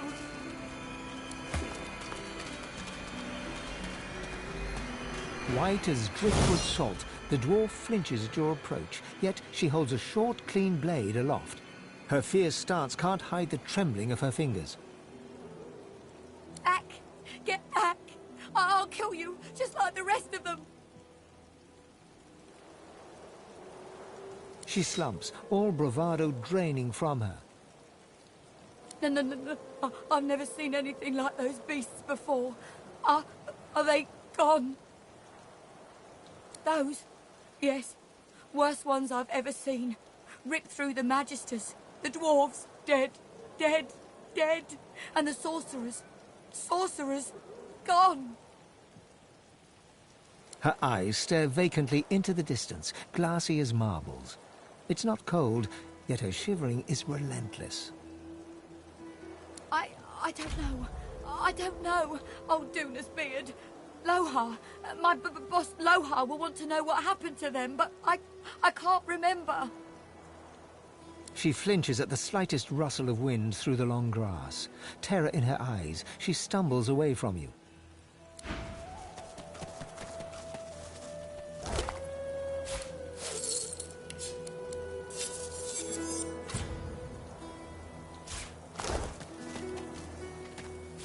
Nice.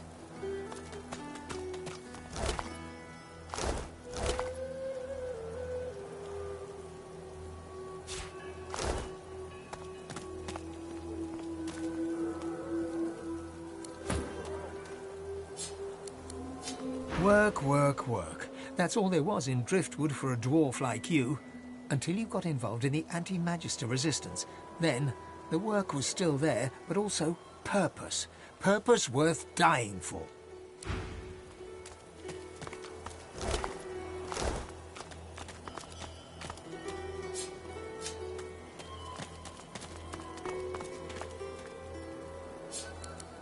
From the dark, you stare up at the thin slivers of light visible between the floorboards. Shadows ripple across the slivers, accompanied by heavy footsteps, magister footsteps. Wood creaks above your head. One of them has paused. Your breath catches in your throat as you wait for him to move along. But the hatch is suddenly yanked open.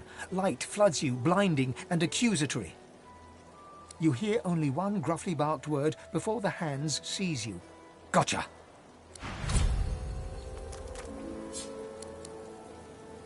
You remember a cold childhood in a no-hope fishing town, bullied mercilessly by a dwarf named Lohar. With no other prospects, you sign up as a magister, eager for the power denied you all your life.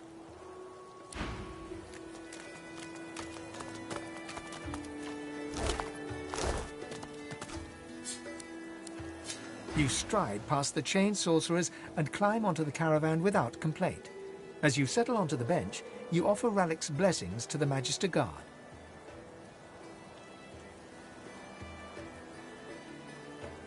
He offers only a bleary-eyed stare of disinterest in return, before shoving the chained sorcerers aboard. As you watch them cower, you cannot help but feel annoyance. After all, don't they know they're going to be saved?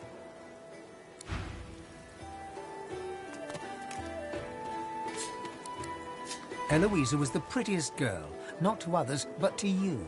Her luminous eyes shone brighter than the moon.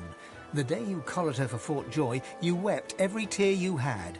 You never cried again.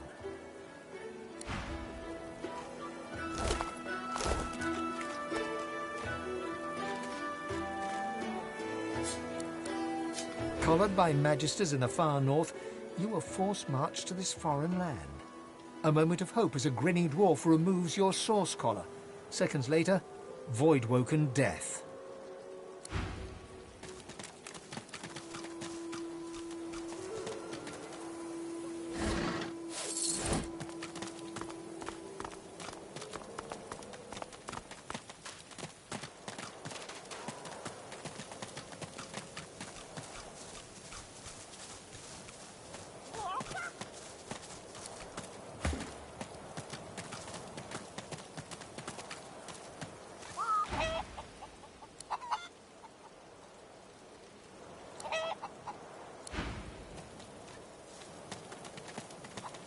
Yes, yes, you look just the type. Egg thief. I knew it. I found the culprit. Tell that to Big Marge, if you dare. I saw! They were stolen! The babies! The eggs! Something took them! Horror! Thief! Horrible thief! It came in the night! It took the eggs! It scrambled away fast! Big as a cow! Big as a house! And many legs! Too many! If I showed you, you could bring them back! You could bring them back! Map! Show me your map! In a flurry of feathers, she leaps up and picks a small hole in your map. That's where they are! I went after my babies, I saw where they went! But they've changed so much! Much! Bring them back!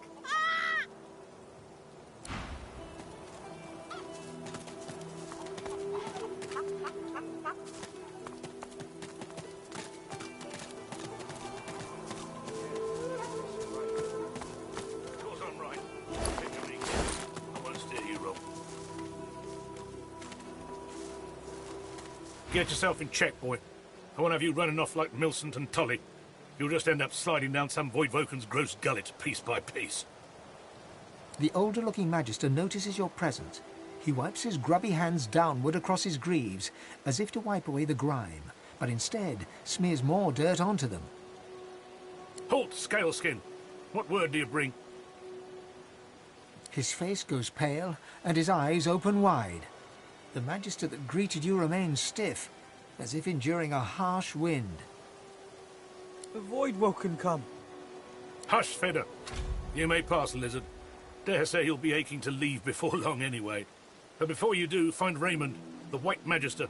He'll want to know what you've seen. Be quick, mind. He's set to sail any moment.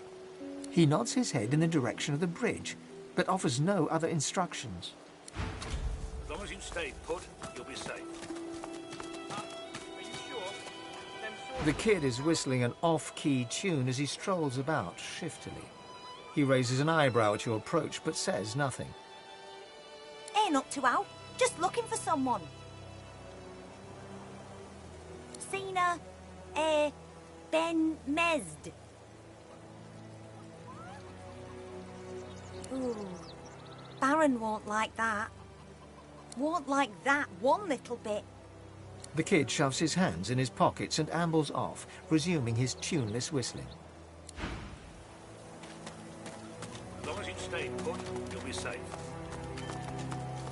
Are you sure? Them sorcerers from the caravan? They'd be daft to come back. And as long as there's no sorcerers... The silent monk's stitched lips are the colour of sea ice. The expected happens. Nothing.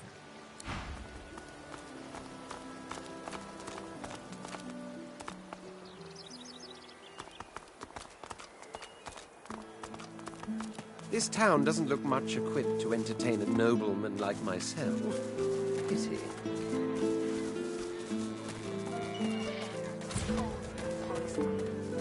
Wide welcome. God knows stuff. Don't let up now. Keep hauling that cargo. Go on, you mute sacks of flesh. Put your backs into it. I'll not lose another day to the tide. The Lord Dread awaits. Its sails billow with Dallas's breath. I'll... The Magister stops, barking orders. He sniffs the air like a predator, turns to face you, the wolf eyeing the deer. You do not get to make that decision. That decision is mine. A good day? Let's talk about a good day. Tell me, have you ever been strung up by the hands?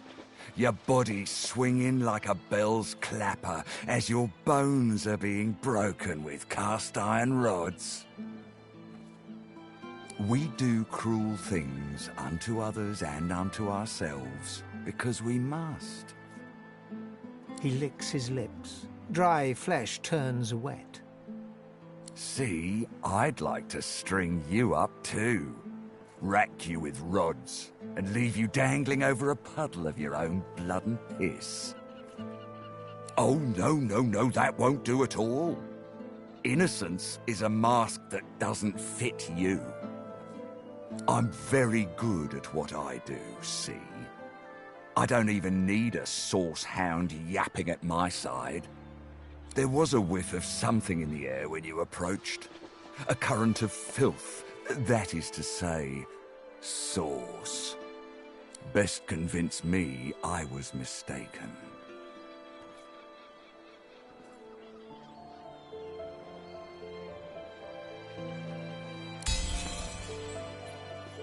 He leans in closer and sniffs the air once more. Interesting. So I was mistaken. Must have been ambition I smelt on you, not the magic that dare not speak its name. Very well. In that case, we'll forego the gallows and turn straight to the hunt. The very definition of your order's existence. Seems peaceful here, doesn't it?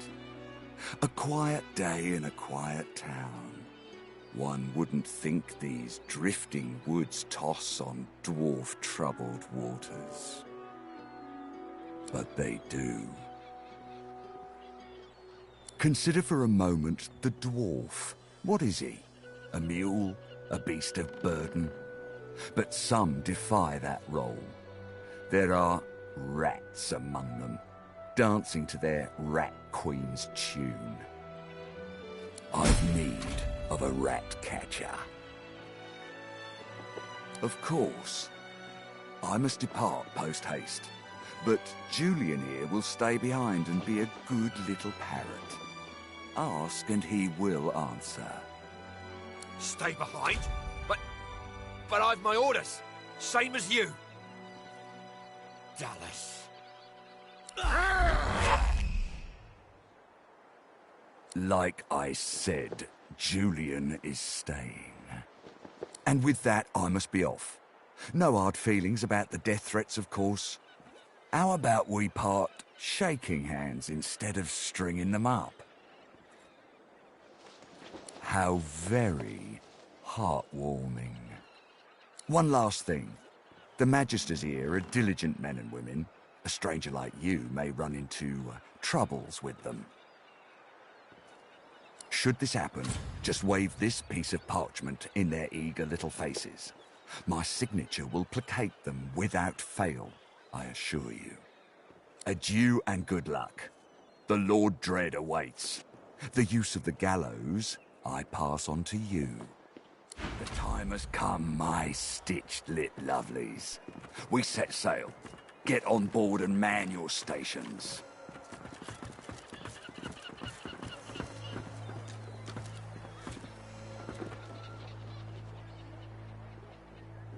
The Magister is rubbing the dirt off his robes, none the worse for wear, apparently, from the blast of magic that knocked him off his feet. You! The supposed source hunter! I'd be whining and dining aboard the Lord Dread if it weren't for you. Your meddling in Magister affairs had better be worth it. A man of stature wouldn't be moored on a dock with no one but dead fish for company. But here I am and here you are. So, to business. Now answer me. Did you meet with a Magister caravan on your way into town? The hour's growing late and I'm beginning to worry something might have gone wrong. By the Bishop's bones, you saw it? Out with it, man. What happened? Void woken. That means source was used. Which means some third party must have attacked first. And I've a fair idea who that might have been. Raymond, that old goat, always suspected there's more to the Driftwood dwarves than meets the eye. Hate to admit it, but I think he may be right. Too many things have gone wrong along Reaper's Coast to attribute to bad luck. Magister ships sinking, weapons disappearing, and as you've seen, a caravan attacked and destroyed. Rumour has it the Dwarvian Queen herself is behind these acts of sabotage. That is what I want you to prove. They've always been snakes in the grass. Cheap labour, sure, and hard workers too. Half of them are their Queen's spies. Her eyes, her ears, her poison-pouring hands. You know what Queen Justinia is like, surely. A tyrant and a master strategist to boot. There's a local thug, Lohar. He runs an operation out of his hideout beneath the Black Bull Tavern. I suspect this man of being a spy for his queen. It may be interesting to have a word with him. Find out what he's up to. Where I really want you to ferret around is Reaper's Bluffs, to the west of Driftwood. It's wild territory, remote and hostile, where I believe the dwarves may have set up a base of operations away from prying eyes. Should you find any such place, and better yet, proof that Lohar is working on behalf of Queen Justinia, you will be handsomely rewarded, I assure you. In that case, go forth and let the hunt commence!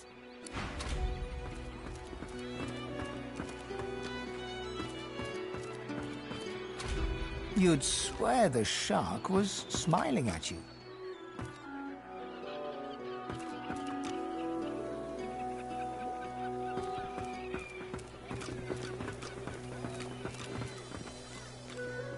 If there's no work for an honest dwarf like myself, the likes of you don't stand a chance, mate. Best not linger. Your lot tends to rile people up.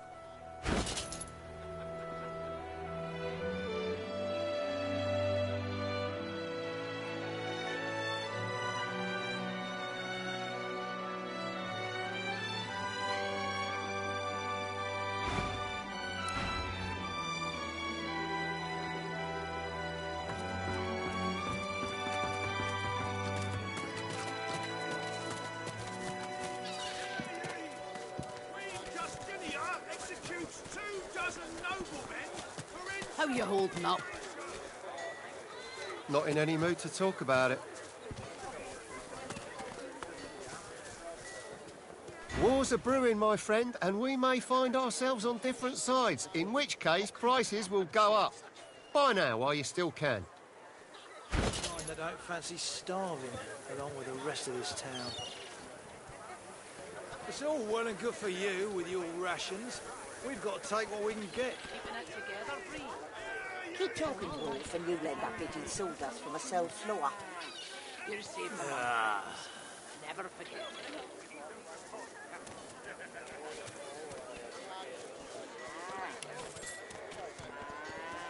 Smells worse over here than a dozen rotten eggs dropped in a vat of vinegar. Then don't come over. Not like you're buying anything. If I don't come visit your ton, who will? Wouldn't you like to know? Bishop Alexander was slain by Seekers. Culprits gonna die.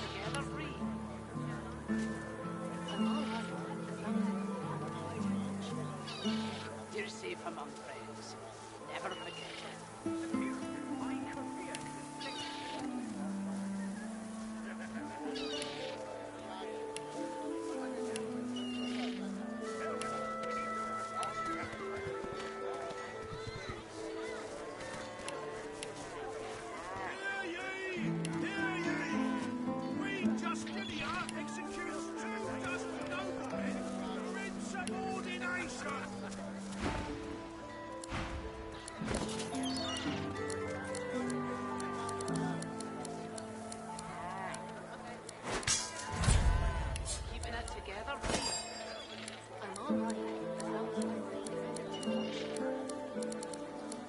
You're safe among friends. Never forget it.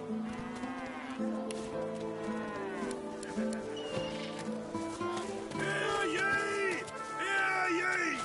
Smells worse over here than a dozen rotten eggs dropped in a vat of vinegar. You're lucky to stand in a town protected by Magister Raymond's wisdom. Without him, the Voidwoken would have turned this slum into a charnel house. We pray he'd return soon.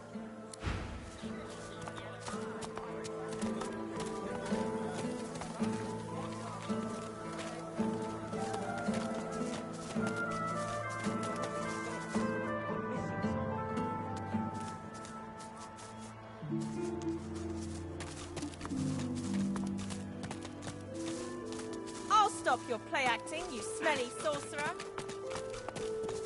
Don't send me away. I'm not a dirty lizard. Get her, Dallas. Get that sorcerer.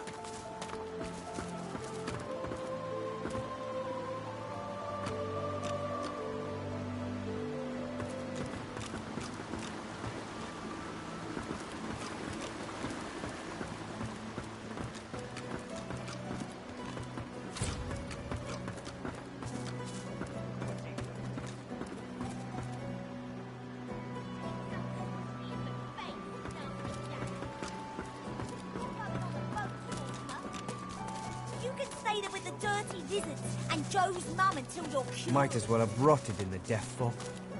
What's even the point?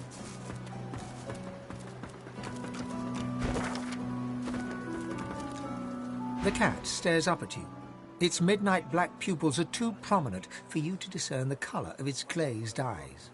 8 lives already gone, but I'd gladly lose the last if you can throw me a fish. One of those smelly kind. But I need 'em. So yummy. They taste like shadows and spoiled cream and turn the air dark. It feels so beautiful against my fur, like being caressed by black cotton.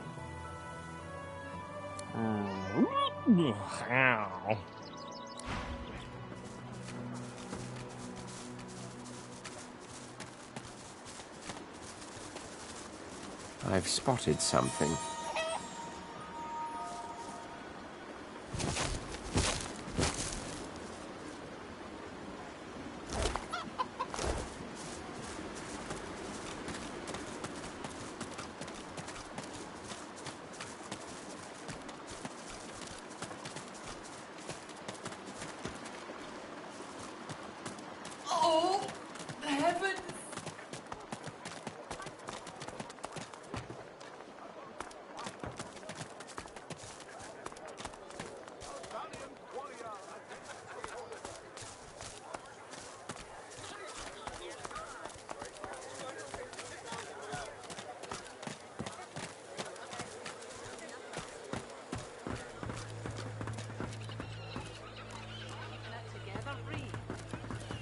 all right, as long as I don't think about it too much. You're safe among friends. Never forget it.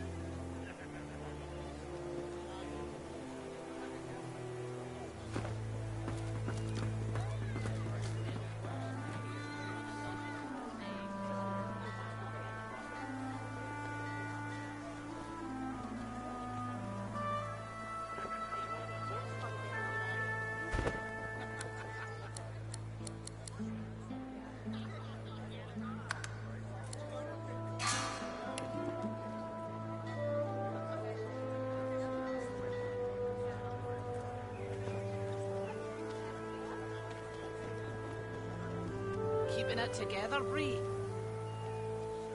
I'm all right, as long as I don't think about it too much. You're safe among friends. Never forget it.